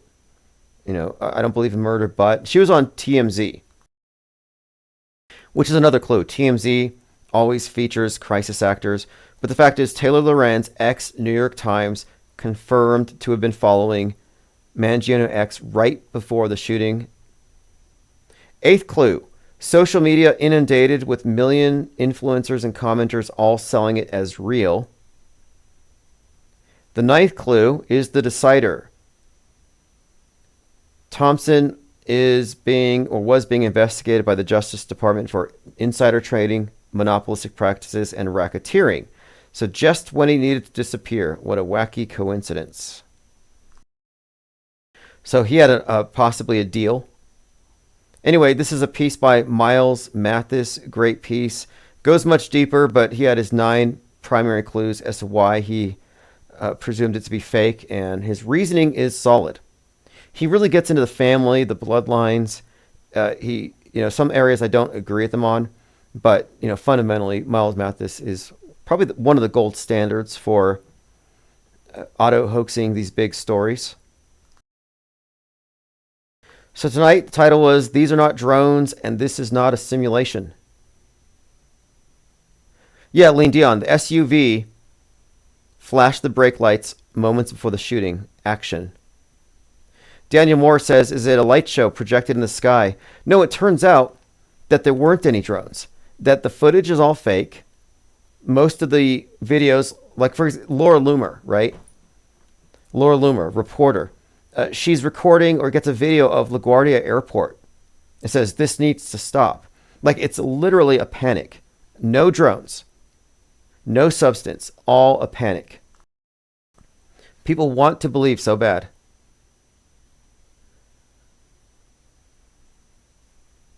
All right, we'll continue this conversation tomorrow. We'll have some more information from Antarctica. Again, Jeranism's there in Antarctica with Witsit Gets It and McToon. And if the sun sets before tomorrow, where they're at, Earth is flat and not a ball. If it doesn't set, then the flat Earth with the orbiting sun around the North Pole model has some serious problems, but it in no way vindicates media fakery or the science fiction presented to us by the Church of Nasatology. All right, this has been great. We'll continue this tomorrow. I want to say thanks again to all of you for the comments and for supporting the channel. It's going to be interesting times ahead. And I am working on a couple of projects because I want to launch our tabloid at the beginning of the year. But it's one of these things where I have to have a funding mechanism that's consistent. We don't want just a one-off. We want to have a monthly publication. So I have behind me here several folders just full of manuscripts, things that I've written down. And what I'm preparing to do is to follow up Autohoaxology 101 with an explanation of metascript and news bending as the model of what media actually is. And then I have a couple of other projects that I'll be publishing, and I think the royalties from these should be sufficient for me to kick off the tabloid. So I'll be working on that off and on here, but I'm hoping not to miss too many nights. So anyway, last night I missed because I was mostly trying to decide what to focus on, what publications, and a couple of the things I'm working on aren't related to this, but I was into publishing before I started the live streams, and it is a way to build a decent reoccurring royalty stream. And so my objective is to get the IPS Insider out onto the streets for 2025. We have about 380 listeners on video. And at any time, if you're listening and you're just on the audio streams, go to infiniteplane.live. That is a direct link. Or go to ips.monster if you want to get all of the links. We're live on Twitch, DLive, as well as several YouTube channels, Odyssey, and then, of course, all of the audio channels as well. If you go to ips.monster, you can also find a link to join our Discord, as well as our Gilded, where the research is unending. And we are, like I said, we're a fake news wood chipper. Give us a fake news story, and we will chop it up, we'll break it apart, and have something to talk about the next day. And our presupposition here is simply not that everything's fake, but that extraordinary claims need to be considered fake until proven real with evidence. And if the media can't provide evidence, then they're just terrible as journalists. The burden of proof is theirs, not ours. All right, this is Saturna X, Saturn Song. I'll see you all tomorrow.